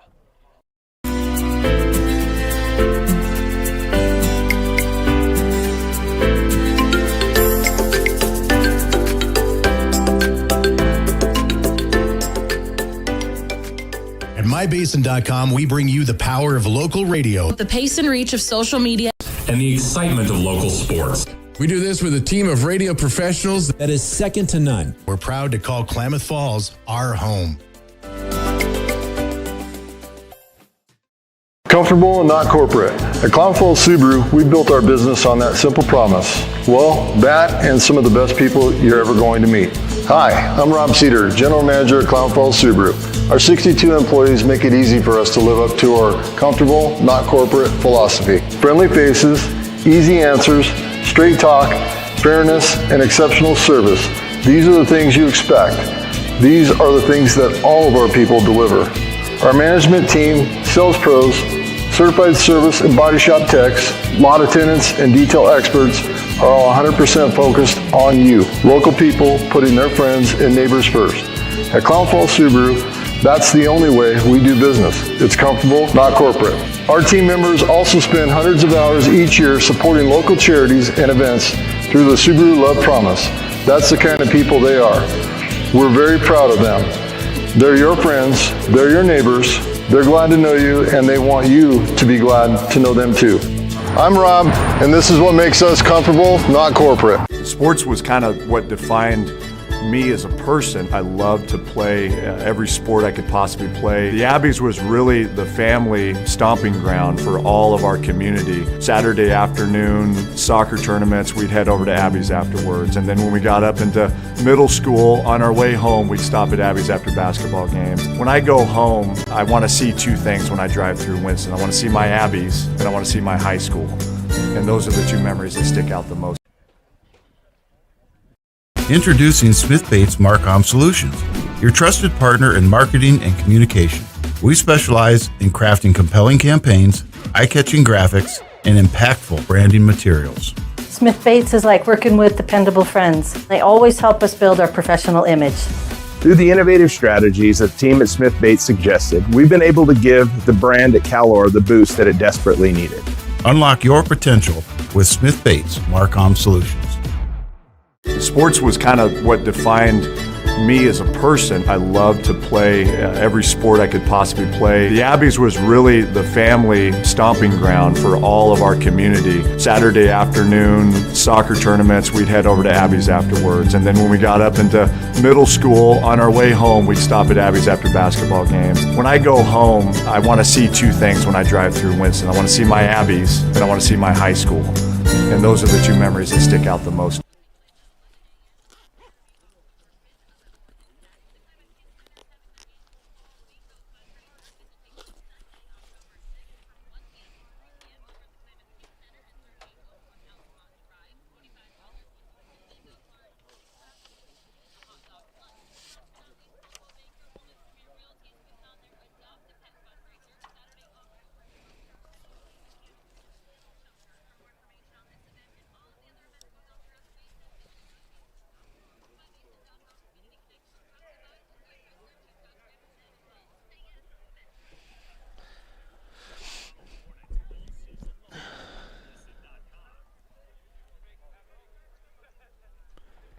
Henley wins an instant classic, 37-36 over Cascade Christian in their non-league finale. Hornets improved to 3-1 on the season with one of the toughest, maybe the toughest non-league schedule in the state. Well, Summits was pretty tough. They had three state champions in there, but probably yes. I'd put that up against anybody in 4A at the very least. Hornets now will turn their attention to Hidden Valley on next week. It is homecoming and the first game of league play. Now, Hidden Valley played Cascade Christian 2 weeks ago and lost 68-28. So if you apply the transitive property, seems pretty open and shut there. But as we said before, Henley has more than earned an easy game with what they've been through these first 4 weeks. Yeah, Henley's played some tough teams. I'll talk about Cascade Christian for a little bit. They remind me of Henley last week. You know, they go on the road, play up a class against a tough Henley team, and they gave Henley every bit that they had. I mean, it was close, and same with the game last week at Summit. So a lot of respect for the Cascade Christian program. They're going to be there in 3A. You know they're going to get better. They're a really good team with some really good talent. So, man, they provided a good opponent for Henley tonight, and it just took everything Henley had to get by them. And like you said, 3-1, great place to be late in September. Cascade Christian on the opposite end of that, now 1-3. They host Klamath Union next week in their league opener. Klamath Union, of course, playing down in 3A this season. The Pelicans suffered a 49-35 loss to Sutherland tonight after leading 21-14 at the half. You talk about improvement. I'll tell you what, that Klamath Union program has taken a major step forward from last year. Even though the wins haven't quite been there yet, the improvement is evident. Yeah, there's lots to watch in the Basin. As we mentioned, everywhere you go, every high school, there's a good story, and can't wait for it all to unfold. It's going to be fun. Yep.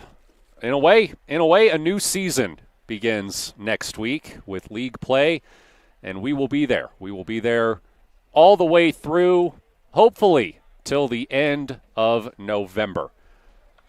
All right. We had a rotating squad of camera operators tonight. Kevin, I think you wrote a couple of their names down. Yeah, you know, the Henley community is so generous. Luke Hammond does a great job getting us set up technically and anything that we need. We had some help tonight from camera operators. Let's see, we got Gavin Schroeder helped us out, and John Westfall. We also had Kalia Cage from the Henley volleyball team, fresh off their 3-0 win at Mazama last night, stepped in to help us out in the second half. Yep, we appreciate all the help we get. It's a lot of fun to do these games. Absolutely. So for those three and my partner Kevin Petrik, I am Matt Bowling saying one last good night from Henley. Hornets win it 37-36 in a battle of state champions with Cascade Christian. You've been watching Henley football on mybasin.com and listening on 104.3 and 960 Sports.